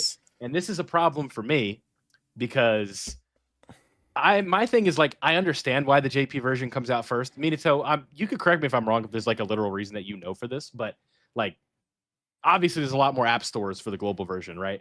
But you would think with the JP version, like if we want to really be synced, just wait until it's all pre-approved and then just drop it at the same time? Is that just impossible? I feel like they should wait, honestly. Like it should be like, oh, just because it can come out on GP, that doesn't mean that they should push it ahead of time before global. I think they should just wait for like there's not like a specific reason that I saw, if I'm not mistaken. I mean, I feel like I saw Rick talk about it before, but it's really that they just pushed it on global GP early for just like not because they treat it top grossing, where it's just this is easier for them to drop it. Maybe, but realistically, they should just like not. They should just it should all be the same. Like if it's not ready for global, they should wait. Yeah, because think about especially like the friend system update in terms of like convenience for players is cool and all, but like the last update that global had to wait on to me was a lot bigger of a deal, right? Like people's power levels going up by like 300,000 to 400,000, the rank literally being increased by 1,000, and all of these different features that just make the game a little bit nicer. And it's like we're basically playing like a whole different version of the game where it's like, did a Dokkan Day drop in between the versions? Yes, global. Yeah, there was JP had a right, Dokkan Day before global got the rank update. Yeah, because and what happened is the Dokkan Day got extended because of it. They changed it to like a different time because of the maintenance. Right? Yeah, so like we got like global players who, and this is just like such an elitist issue where it's like players who are ranked 999, right? Where it's like, you know, we got to, as JP players, we got to really take advantage of that Dokkan Day to level up. Yeah. And global players, it was just kind of like, all right, well, we get to increase our power level, but we don't get any of this rank XP that JP's getting because the update wasn't ready for us at the same time. Yeah. And it's just a little silly. Because like you really, just because like we can buy dragon stones and summon for characters at the same time, like the games aren't truly synced if we're not doing updates at the same time. And at least like content drops at the same time. Like it could be worse. Yeah. But it's maybe like you would think it's like maybe to iron out some issues. Iron like, it's still something like that, right? Free promo. It's just interesting. So it's the big thing. Like I get why people are mad about it because obviously the sync is something that people wanted for a long time. Not everyone, but a lot of global players obviously wanted the sync. But like, it's one of those things where whilst I sympathize because I too am a little bit disappointed, I would love it if it was just literally everything is the same. But you have to remember that even when they went back to, like, if we go back to when it was announced, even the way they spoke about it and the specific language that they used at the time, right? They said that the release schedules for like units is being synced. Like they never said the games are now being exactly synced so that everything is at the same time on both versions. So, because it's like the number one thing you see now, because whilst it is annoying, stuff like this with the friend update where it comes out on JP and then it's not out on global for another like week and a half. And then all of the replies to the comments are like, oh, but I thought we were synced now. And it's like, yeah, they never like they never said the entire game is going to be synced. It was always, even the wording was the release schedule of units is going to be synced, right? Because it's even like the thing with like 4,000 day Goku. But that's the thing, like I say, is I agree. Like just because they said that's how it's going to be doesn't mean we have to like it. Like they should have still done it differently. But my point is, like, it's more so the people that get annoyed with them, like, essentially saying, well, they said it was going to be synced now. And it's like, well, actually, what they specifically said is what they have actually done. And then the issue is the fact that we would have liked them to have done it differently and in a way that would arguably be considerably better if everything was just at the same time.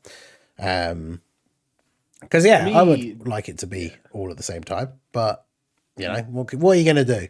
At least it's better than it was at the end of the day. I feel like that reasoning is just a little bit cheap, though, to just be like, well, they never said that, but it's also like clearly, I feel like the feeling that they are trying to convey here is that these games are being played the same way on both versions. And especially with something like the copy the friend system or like copy the friend lead, that is a major change to like most, I guess if like you want to go from a casual event, like it's like, you know, how often is Timmy from HR, you know, trying to do a Peppy Gals run in the Bio Broly fight, right? Yeah. Like it doesn't really affect that many people. It's like he's always going to have his STR Blue Boys friend if he needs it. Yeah. But it's still a significant change for a lot of people who care about it, and they clearly are taking feedback from dedicated players because the fact that the friend system is changing. They didn't just get 3 people who play the game for a total of 1 hour a year saying that this is a problem for them, because I would imagine in most cases it's not. Yeah. But yeah, I mean, yeah, it just is one of those things. And that's the thing, people in chat, I get it. This is what I'm trying to say. I know it's an unpopular thing to point out. That's why I have to double down on the fact that I also don't like that that's how it is.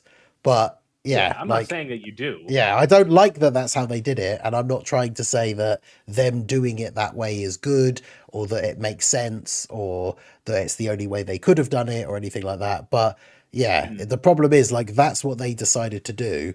You could argue that it was poorly, like they should have been more clear. Although even then, to be fair, I'm pretty sure, I'd have to go back and find it, but I'm pretty sure that they even said that stuff like maintenance and actual infrastructure updates and stuff would not be synced. I'm sure they said that around the time. I believe you. But yeah, it's obviously we would like it if that wasn't the case. But then I guess the thing for me is I'm a Dokkan, I'm a global player since day one for me of playing it, not day one of global.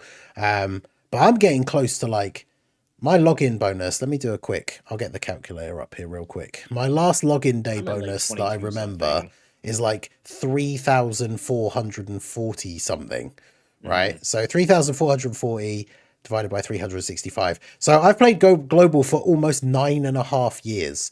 I know what it was like to have to wait 6 months for everything that came out on JP to come to global.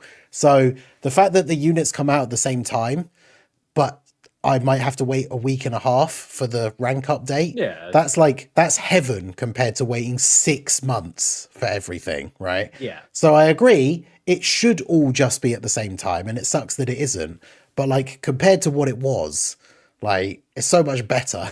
I would never want to go back to those days of having to wait all of that time. But who knows? Maybe it will get closer. But yeah. Yeah, to me, it just comes down to I would prefer, and obviously I think that you would prefer it too, but it's if you're going to go at it with the process of we're going to sync these versions up and we're going to have the release schedule, updates should just be treated like releases, where it's it really is an important part of the game. And especially when these updates are key features, because a lot of the times they can get away with it when it's just something in the back end and you don't really need to be most players aren't thinking about this. But when we have these major changes that exacerbate the issue, where we've got the friend system, which is the friend system is as big of a meme as Kid Buu is, right? Yeah. Yeah, basically. And it's and it's the people that we play with, that the community, right? We're English speaking players. Most of our players, our audience are global players. It's going to be, again, even then it bumped up even further because other players that we interact with are having the same problem because most of them play the global version. So it just can be frustrating for sure.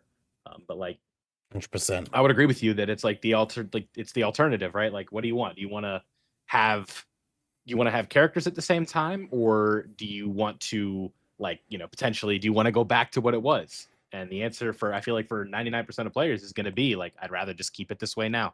Yeah. And I'll wait 2 weeks to have my friend do it. No, you're going to wait 6 months. Yeah. Unsync. Hashtag unsync the games. Yeah. Listen, I feel you could make an argument to say maybe you especially if you're not a content creator, to say hey, I kind of preferred having the 6-month foresight. Some people do. Yeah. Some people do. I preferred the global schedule because I could just go play on my JP Alt account when things weren't all when things were dead on global. Yeah. Right. Or some people were just able to save ahead of time and know, this character is so good and this X months.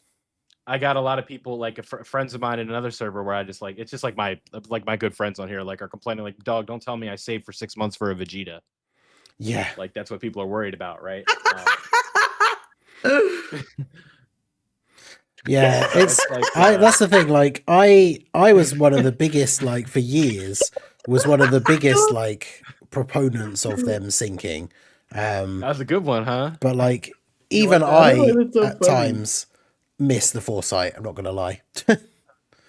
Yeah, it's just you got to pick your battles, right? You got to pick your poison of like, hey, you're gonna lose a lot of benefits for your version, but you are going to have that return to you in that we all get to share the same experience. Yeah, I don't know. Maybe if our like as humans we all just spoke one universal language, right? But then we wouldn't have differing versions. So like this conversation we wouldn't even be having right now. But you know, it's always fun. I don't know. It's that's like a fun would you rather, right? Would you rather have the foresight of 6 months on global, or would you rather hit the characters at the same time? yeah. Would you rather be a more informed and optimized player, or would you rather just get caught up in the hype and never have stones because you're just falling for the latest toy? Yeah, exactly. I mean, that's the thing. To a certain extent, like the arguments were always there about like foresight not always being necessary. Like, you know, for the most part, like you don't need foresight to know that you shouldn't summon on like every single filler Dokkan Fest, because you know, like the big celebration units are going to be better and worth your stones more. But yeah, they could definitely see stuff like, I mean, most people, not everyone, because like not everyone likes GT, but even people that don't particularly like GT, most people, you know, get hyped for like Super Saiyan 4 Gogeta. But yeah, there are arguments for like, there are probably some people out there, like, you know, the Hybrid Saiyans fans that have always existed in the community, especially since the Goat Tech Gohan that Vil mentioned earlier. Like, there's, I'm sure, a bunch of people out there that would have loved to have known in advance that the unit releasing right when the GDC ended was that Gohan, Goten, and Trunks, because they then would have saved stones for them instead of potentially summoning for like Gogeta maybe and not Omega. going to pity for that. Yeah, going to pity for a dupe because you just want to get that dupe, right? Because it's right there in front of you. Yeah, exactly. So yeah, I can see the arguments being there for like all of this kind of stuff. Is what we talked about it enough back when the sync hadn't happened and then when it got announced and everything. But yeah, it's I guess always going to be an issue unless they do eventually fully sync everything. But although I remember when you started us down this avenue, you mentioned, I don't know if Minato did respond, but did you say that Minato, you apparently potentially know a reason why those things are separate? I can't remember. No, there's not a real reason. Right. But because like sometimes I just like have information that just like, well, yeah, exactly, because you're just very in tune with it, and like this is why, you know, I'm giving you credit here, right? Where it's just like I'll say something because I didn't research it, or I think that's like, you know, something I just didn't know to or care enough to talk about it or like think about it, but I'm talking about it now, and then it's just like, oh no, this is why, because I'm in cahoots with like Rick and Proton and them, and like this, we know why it's this way. I'm like, oh my bad, right? Okay. Yeah, but it's just, to me, like that seems like the logical thing, right? Where you just take the top grossing principle, where JP can have that out in a couple hours, but Global obviously has to account for every app store that the game is available in, and it's not just one. So that's why the updates take a while. But to me, the fix there is just like hold the JP version, like let it just sit there for a little bit and let like all the ones be pre-approved, and then you drop it like you would a banner. Like, oh, hoo-ha, like look at that, guys, it's time to play. Aren't you excited? I know I'm excited. I'm like Ryan's toy reviews or whatever. I'm so excited. What I'm talking about? No. Y'all went down that rabbit hole, man. Y'all know Ryan's toy reviews. I know who you're talking about. Thinking about though. Time to open some Legos. I'm so excited. Come on. I'm not sure what can of worms we've opened here, but yeah. So circling back, I guess, as you would say. You don't want to talk about toy reviews, man? No, it's not something I know much about. I don't know the reference, so. All right. Oh, I'm sorry. That's okay. Yeah, so obviously for you guys on JP that do have the friend system update now, yeah, what are your thoughts now that it's been implemented? Have you been putting it to good use, or how do you feel about it? No. It's nice because my Gohan is 90%, and if I don't have like a rainbow one, it's like I could just use mine. I will say that. Yeah. It can be convenient, but the problem is the new fights are really hard, and you don't really win them that much. So you're only fighting those hard fights, and it's not like a problem because I'm not doing challenge runs. I'm still trying to get my no items for crying out loud. Like I did, by the way, but nice. Tech Vegito is like a demon in that Gamma's fight because the healing you can do. Yeah, I love the fact that Tech Vegito is still very usable for a lot of stuff, like especially with the when things have missions, but you can like build a team for that category that then you can use Vegito as a friend, even though he's not on the category. Like, yeah, Dokkan thought they were gonna get an Android 16 multi out of me. No, they can suck it. I just used the Tech Vegito team or something like that. Who do they think they're fooling? I really wanted to summon on that banner for the banner unit. Yeah, that 17 is super, super good. Yeah, I really like him. But yeah, so obviously we got the friend system update. Minatosis did not answer that question. I'm sorry, am I like tuned out? What happened? I'm laughing because we were talking about it's like, have we taken advantage of this update that we just complained about for 20 minutes? Yeah. Like, no, I just went no. I have. Yeah, I use fun teams because I have fun in the game. Unlike Vilify, who just content farming meta slop. Oh my goodness. Yeah. Okay, buddy. We're not starting this. I am Hirado. Shut up, Betty. I'm just laughing because it's just like, so listen, yeah, like it's hard to do challenge runs in that Bio Broly fight, in that Gamma fight. Like it's just like, it's cut and dry, man. If you're not like one of 15 units, you suck. Yeah. It's really all there is to it. Yeah, so that's one of the things that we did have noted down here that we kind of mentioned a little bit earlier when we were talking about like using different units for different events and stuff. Yeah, but like, so what are your thoughts? Because I know, Minato, I've seen you having some heated exchanges with people especially on Twitter, I think with like Vector and stuff. There is a big discussion in the community now with all the new events that have come out recently, and obviously the artificial life forms red zone stages being some of them, about power creep in the game, and how people in general are feeling about the difficulty level of events. In fact, one of the comments I meant to mention from the chat earlier before we segued into something else was the fact that like one of the big things people were annoyed about, it was going back to that whole like Android 16 against Bio Broly, is the fact that like they made a mission for the event, which is beat the event with an Androids team, and then like the latest premium Android unit to release like isn't necessarily good in that fight, which is, I guess, kind of disappointing, right? Especially for anyone who did actually summon for Android 16. And yeah, so we talked a little bit about how, you know, it seems to be now a bit more scheduled, geared towards different units being good in different fights. But yeah, what are your thoughts on sort of like the current climate of the game in terms of like power creep and event difficulty? So I think that people were overrating it. And I think people, if they're still saying it, are overrating it. And again, it's just the same thing where, hey, different characters will be good in different fights. Bio Broly, you know, you're not going to have as much of a success rate with Super Saiyan 4 Gogeta. But then we see the superheroes team with, you know, multiple years old EZAs are able to very effectively clear it.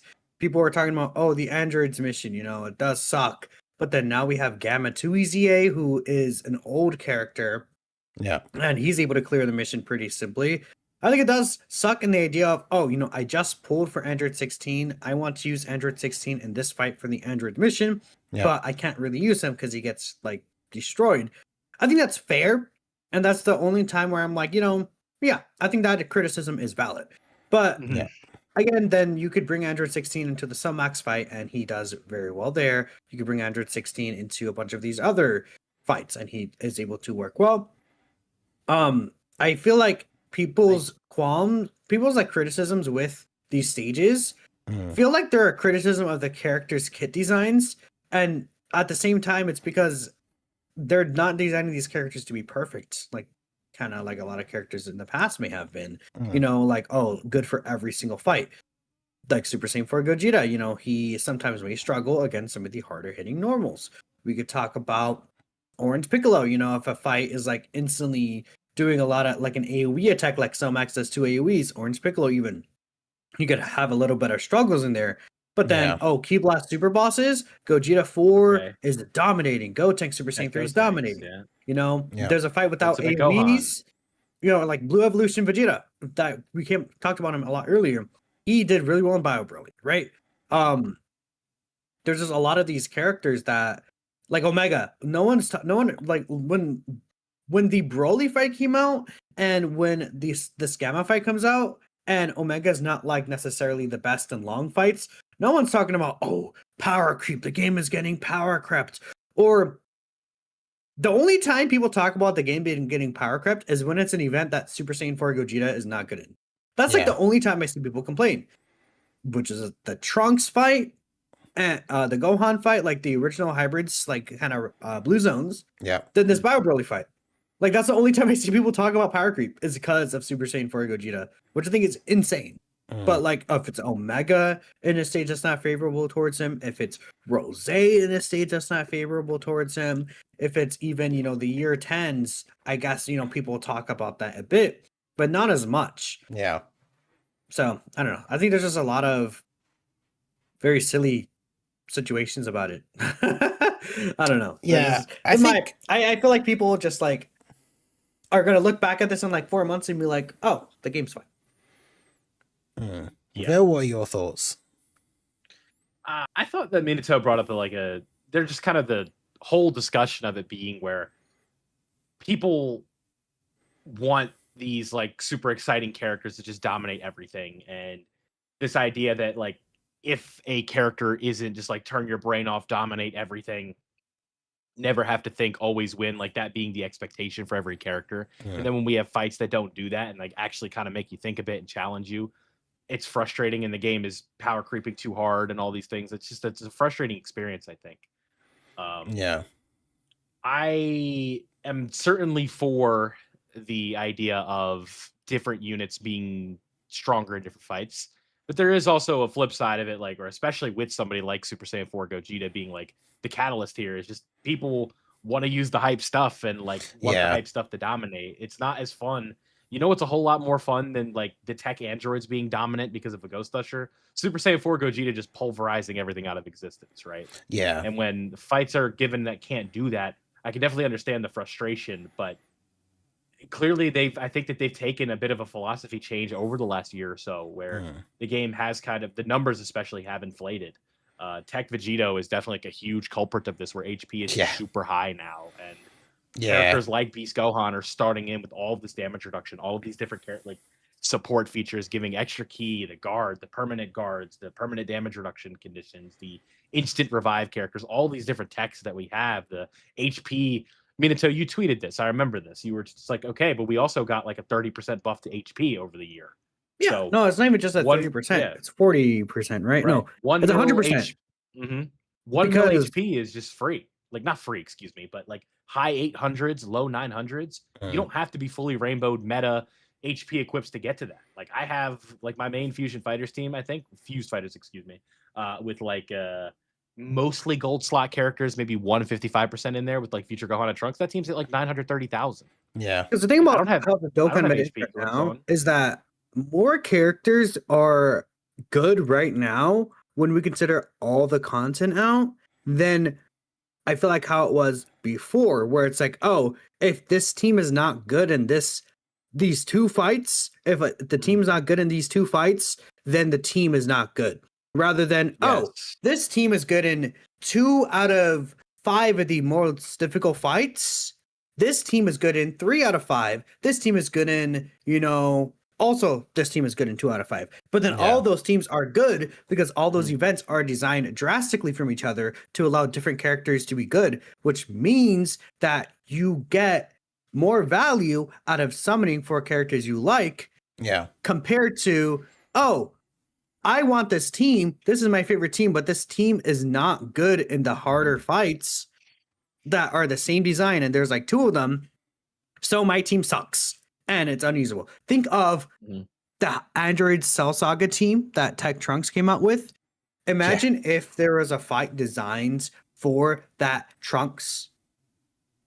Just like how there was a fight designed for full power Super Saiyan 4 Goku. Remember Goku? He was really good on release because he had a fight designed for him. Then Fusion Zamasu came out and it was like, oh, now Fusion Zamasu is the one fight that stands above the rest of the fights and doesn't have anything in comparison besides maybe Omega. But realistically, Fusion Zamasu at that time, I think we could all agree was that fight. Yeah. So it's like, oh, now my Super Saiyan 4 Goku sucks because there's no other fight. Well, now how Dokkan works, it'd be like, oh, this Fusion Zamasu fight's out. But then if Omega was actually on that difficulty level of Fusion Zamasu still, or there's like 3 other fights and there's like, 2 other long fights, Super Saiyan 4 Goku would still be really good, right? Mm-hmm. But unfortunately, that's how old Dokkan didn't work.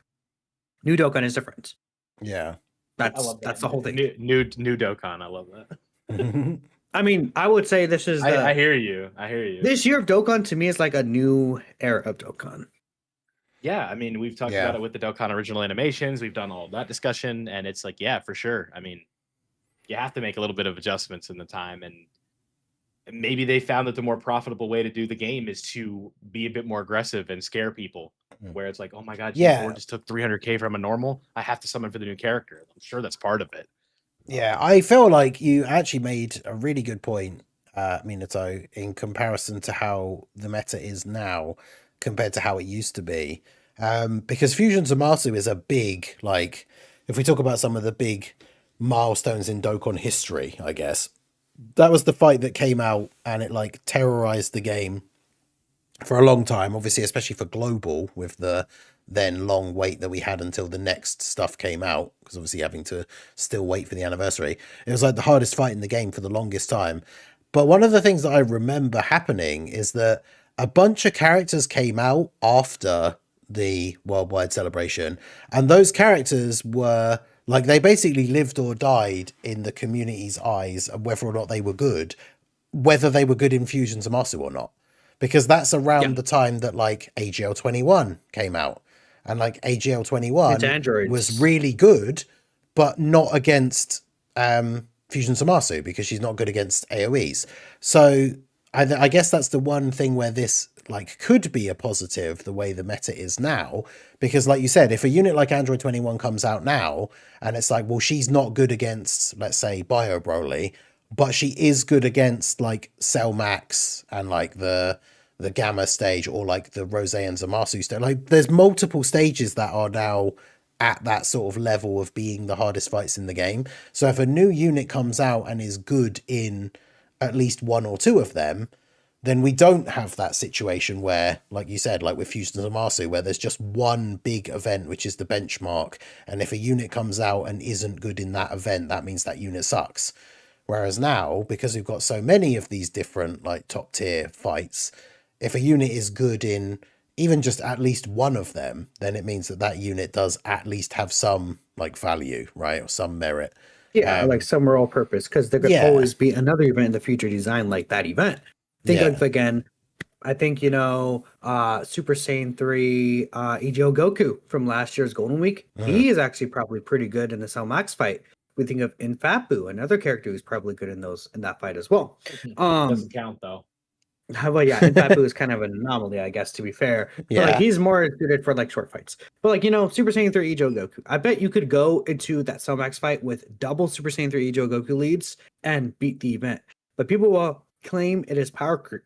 You could run double Gamma 1 probably and beat the Cell Max event, I would say, or not Cell Max, the Bio Broly event pretty easily.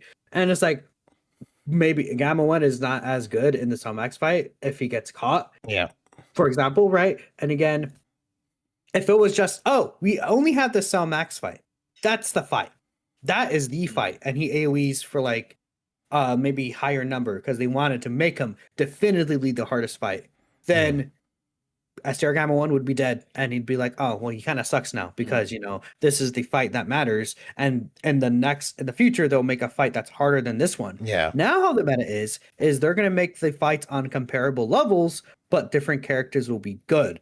Yeah. It's not like, again, people need to get rid of the mindset that they have, because it used to be like that. Like we go back to, we had Super Battle Road. Circle the hardest fight, and that's the bar. Yeah. Super Battle Road was like the last time it was kind of like this, because after that it's like we had the Legendary Goku event, GT Legendary Goku event, Evolution, the Vegeta Legendary Goku event / the God events.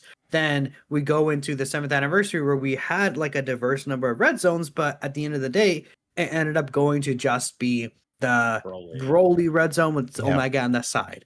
Then we went into Cell Max, who was by far the hardest fight. Then we went into Shenron, Sin Shenron / Omega Shenron. Well, yeah. No, we go into like. Oh, never mind. No, you're right. No, Fusion of Monsters 2023. We go into Sin, and then we go into Omega. Core.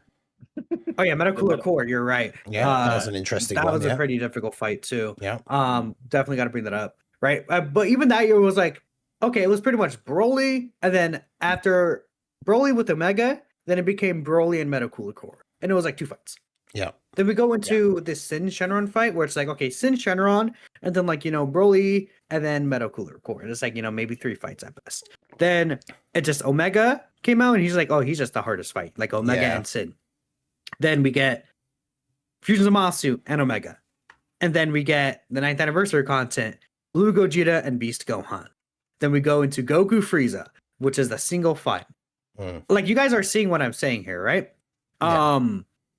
You know what I'm saying? Now it's like, oh, we have Goku Black Zamasu, we have Cell Max, we have Bio Broly, we have the Hybrids fight, we have Tamagami 1, and then you could probably say even 1 or 2 other fights. Like, we have multiple of these 5 compared to 2, 1, It's a big difference. Yeah.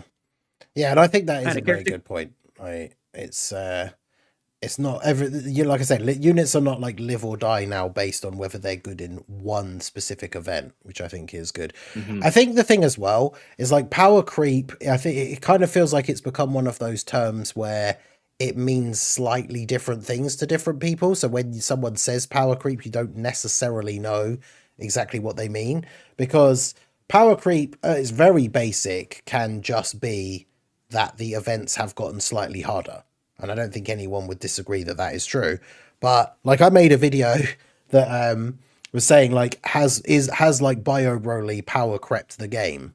And like, when I say that, I mean when we sort of talk about like the 7-year red zone, where basically if you weren't using the anniversary team, like you couldn't beat Broly. I mean, to within a certain extent, right? And then obviously other units started to come out. But the thing is, like, Bio Broly came out, everybody went crazy about how hard it was. And then literally by like the next day, I'd seen like screenshots of people posting no item runs. And then like 2 days later, maybe 3 days later after it came out, Dokkan World posted a video of him beating it with a unit, with a team with 3 units and 3 Cybermen. So like to me, you can't. So when you say like an event has power crept the game, it means that you've made like 99% of the units in the game completely irrelevant. But when you can go into an event with characters that have, like in Fat Boo, or like characters that can negate unarmed super attacks and stuff like that, like there are different options, and they're different from, as we've to circle back to what we said, to underline, it's different to, well, I can just bring the same 6 most powerful units and now I win. It's kind of like how Cell Max was when that event came out. And it was really, really hard. And then people started finding like, oh, if I use this random like int unit from like a year ago, they're actually quite good in the Cell Max fight. And I feel like it's kind of like that, right? So to me, it feels like power creep's gone too far when there's literally like one very specific team. Like you can only use this team, otherwise you can't beat the event. And I don't think that any of the new events are quite at that level. Like obviously you can still struggle. And someone did mention in the chat earlier as well, and I think this is a whole separate point. I don't want to get into it massively because I know we are drawing close to the sort of time we would wrap things up. But I feel like now more than ever, as somebody who used to love, like, well, I say used to, I still try doing it. I still think it's fun, right? But was all about doing no item runs. I like built my channel off of no item runs in Super Battle Roads and stuff like that. But people have been mentioning it a lot more recently. And even as somebody who might always instinct when I do runs for the first time on events is I want to try to do them with no items, or at least to see how far I can go with no items. But it's the routine. It really feels like with this new meta that they are designing these fights with the idea that like, yeah, you guys know you have items, right? Because that's the other thing is if people are complaining about like, oh, Bio Broly's too hard, like I can't beat it. And then it's like, well, what items are you using? And it's like, well, I'm trying to do it with no items. It's like, well, it's like it's one of the new hardest events in the game, and there's no mission for you to do it with no items. So even though it's a fun thing to do for a personal challenge and stuff like that, that's the other thing is I feel like it can't really be, you can't use that as like a power creep argument, right? To say that events in the game are getting too hard because I refuse to use items in them, even though there's technically no reason not to use them, right? So you know what it comes down to, man? Yeah. People want to have their cake and eat it too. Yeah. That's really all it is, right? Like, yeah, exactly. You want to be able to say that, like, this is the hardest fight in the game, that you're dominating it with this team or something like that. Or you want to have that little extra little oomph, if you will, where it's like, yeah, look how amazing I am at the video game, where it's like this is the hardest fight and I can no item it. Yeah. And that's the thing is, like, events, the meta will always shift and new units will come out, and then those events will be like, I'm sure once the anniversary characters drop, we'll probably go back to the some of these stages, and like the no item run will be super easy. But yeah, it is like a personal challenge.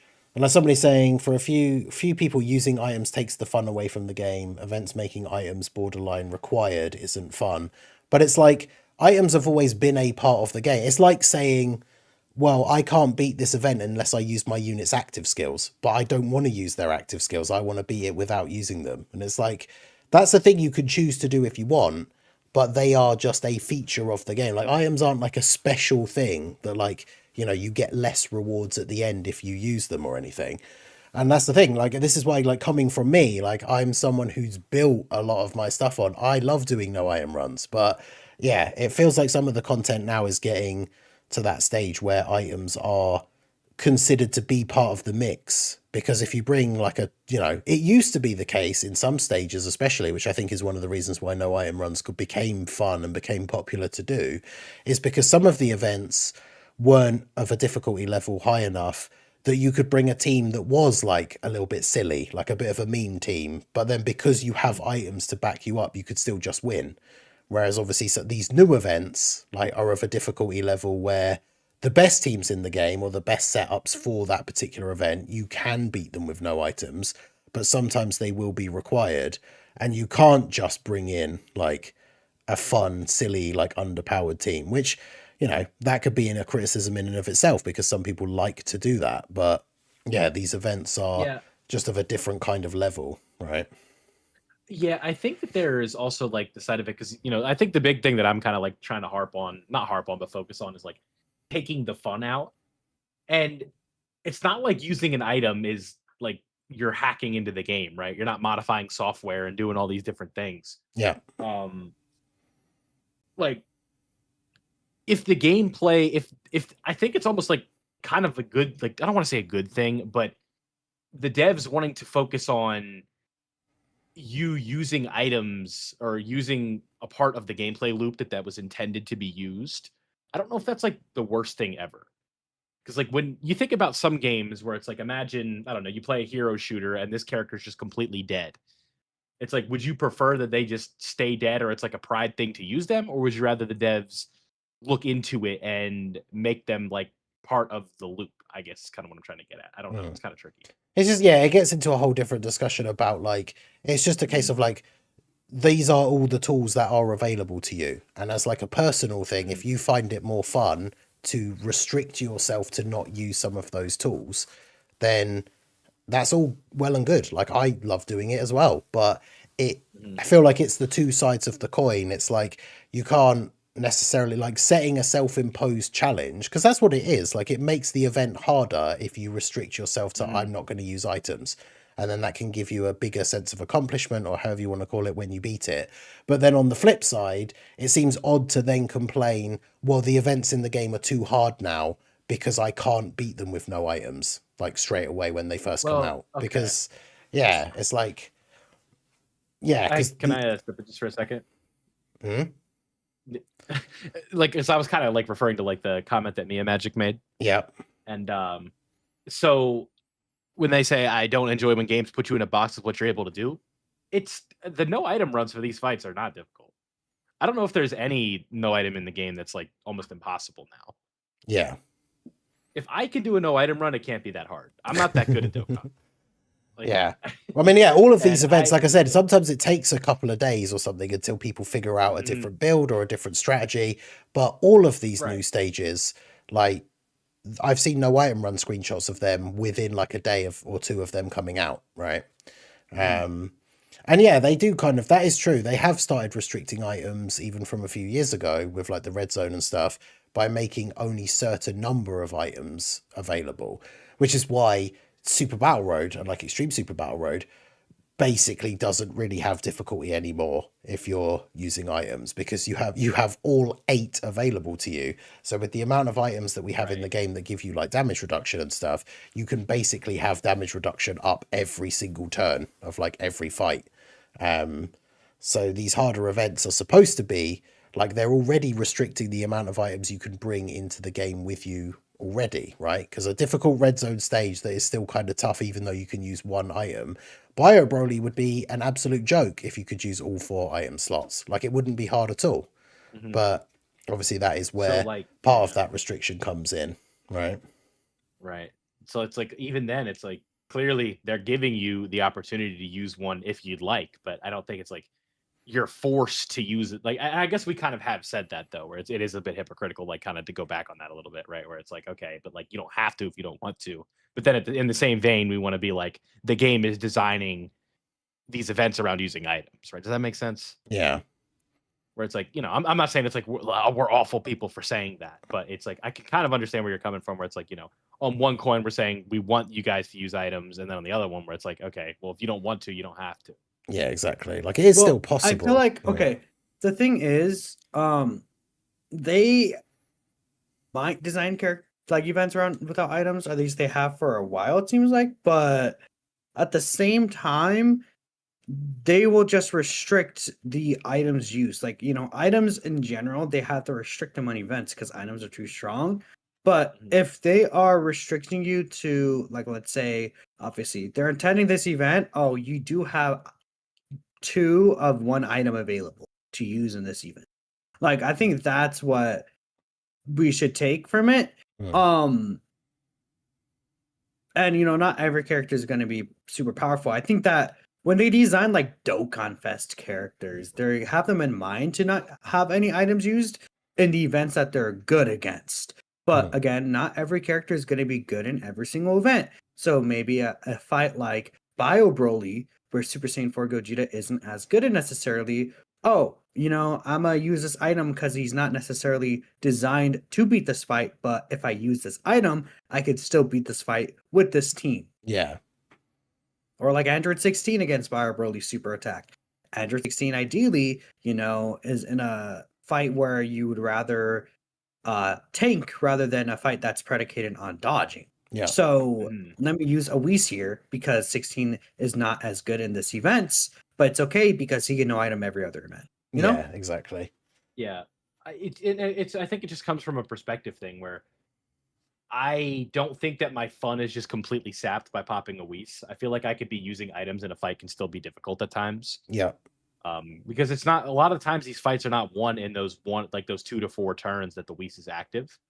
But again, like if you think that it's a frustrating element for gameplay, I think that's fine. Like it's something that you don't like. Like I can see why someone would be frustrated. But I just think that it's just, you could be frustrated now, but it might just be a thing you have to adapt to, that the game is clearly trying to take a different philosophy in how they make their events. Yeah. And whether we like it or not, that could just be the way that they're doing it. Plus, it's also what you've got to remember is that this current meta, especially with these newest events that are the most difficult. These are events that are coming out a couple of weeks before the anniversary. So that's one of the things that I sort of mentioned already. Is it's very likely that the anniversary characters will come out, and then their teams will just absolutely smash through all of these artificial red zone stages. If the anniversary content is of a similar level, then the anniversary teams will get through those fairly easily as well. And it won't necessarily be a huge issue. There's also other sides to that coin, right? There's events coming out with those characters. Yeah, exactly. If the anniversary content is not beatable unless you have the anniversary characters, then that's another level That's of a power bit of a creep, different but story, right? Because then at that point, it's a thing of they either made the anniversary characters too strong, or yeah, it's probably just would be mostly they made the anniversary characters too strong, and then they're like, okay, let's design the events around these characters, because they're dropping them within mind of these characters being this event, and then Around they their drop like kits, 10 you know. yeah, because yeah. anniversary usually drops Yeah. like multiple different stages, right? So we could see a huge flourish of stages during this. Yeah. So Look how many red zone stages we got last year with Goku Vegeta story. Like, Yeah, what, they like both have 20? like what 9 or 10 stages each or something. Yeah. yeah, if they drop like 4 stages, and then it's like, oh, all 4 of these new stages can only be beaten with the brand new characters, and you're missing on like a few hundred stones or something, maybe. But at the same time, we got to think about what do you get from beating these stages? 5 Dragon Stones from missions, and then 1 from beating the event Clear. itself. Mhm. Like, okay, you can't beat this one stage without the anniversary team. You lose on 6 stones. Is it that big of a deal to like be super worried about it? Probably not. I mean, would it be nice? But it's not like it's the end of the world, Yeah, this is one of the things that I've said Respect- as well yeah. when it comes to like especially the category missions. Like, yeah, like Mhm. if you can't tweeted about beat this if you can recently. beat the new red zone stage with your favorite team or your strongest team, but you can't beat it with the team that is required for a specific category mission, then it's just something that you can come back to at a later date. Because yeah, I mean, obviously we want as many stones as we can get, but it's 5 stones. It's not like you're missing out on getting a free like anniversary multi if you don't beat the stage with that specific mission, right? So It is yeah. It's impossible to get a return on investment unless you pull it on a single. yeah, exactly. Like there's no unless the mission is literally like a 50 stone mission, which like is just not really a thing. Yeah. You're not getting those stones back. Even if you pull the character and beat the mission. It's more of I feel like it's more of an ego and a completionist thing. Yeah. Where you want to have all of these missions done. And a lot of the times, just be patient and someone's going to figure out a Tech Vegito strategy. So Yeah. be patient. That's what I did with the Cell Saga thing. Why do you think earlier I was like, suck it? Because I didn't summon for 16 and didn't need to. Yeah, exactly. So it was it's such a the problem with, and this goes to like core concepts of just like how humans think, right? Where it's like FOMO is like how gacha games work. Without FOMO, you can't have gacha games. Yeah. So you don't want to miss out on the shiny new toy, and you also I had a point and I literally lost it as I was yapping. FOMO. Yeah, like we were talking about FOMO, right? You can't have like a FOMO just like gets people, right? Like it's kind of how it is. And with these banners like 16 and stuff like that, like you can't, if you succumb to the FOMO, like you're just forever in the loop. And I'm just trying to put that together because I swear I had a good point and I lost it. I'm so mad. Well, we are getting to that time here. We've gone over that time by a little bit. So hey, it was fun. A lot of interesting discussion. Yeah. A lot of we turned into a Dokkan reveal live stream here with a lot of the we should have had the subtitle free talk for it was good fun. I very much enjoyed it. A lot of chat here and there about the do you want us to tell aspects, you everything you already know, or do you Yeah, exactly. It's like the more we're having a more chill, loose form vibe to the podcast now because you don't need us to tell you the passives of the new units or anything, right? Because you know what those are. Yeah. We've talked about them in our own videos. But yeah, it's fun talking about the game. Exactly, LR free talk. So real time. But yeah, so we're going to wrap things up there. As I said at the beginning, the next episode will be right when the anniversary has kicked off. So it will be 2 weeks from today, Saturday 31st. Obviously, the anniversary should start on the 28th, although potentially the banners might not be until the 29th. But that means that by the time we are back for the next episode, we will have the anniversary units in game, and hopefully we'll have all got decent enough luck that we'll have been able to test them out. And so, we can put some of these theories that we talked about at the end to the test and see whether those characters not only are good, see what the power creep is looking like, see whether those units do indeed come out and obliterate the Bio Broly and Cell Max fights and stuff like that. So, I guess we will be looking forward to all that stuff with the next episode. So that is going to wrap up episode 79. I've been your main host, the Masked Ningen. Shout out to Minato's Flash and Vilify. Anything you guys want to throw in here before we head off for the evening? No, I think I'm good. Well, there you go. Vil? No, we're good, man. All right, well, there you go. So I hope you guys enjoyed it. We will see you in 2 weeks when we will be in the thick of the 11th anniversary hype. So we look forward to seeing you guys then. Peace out.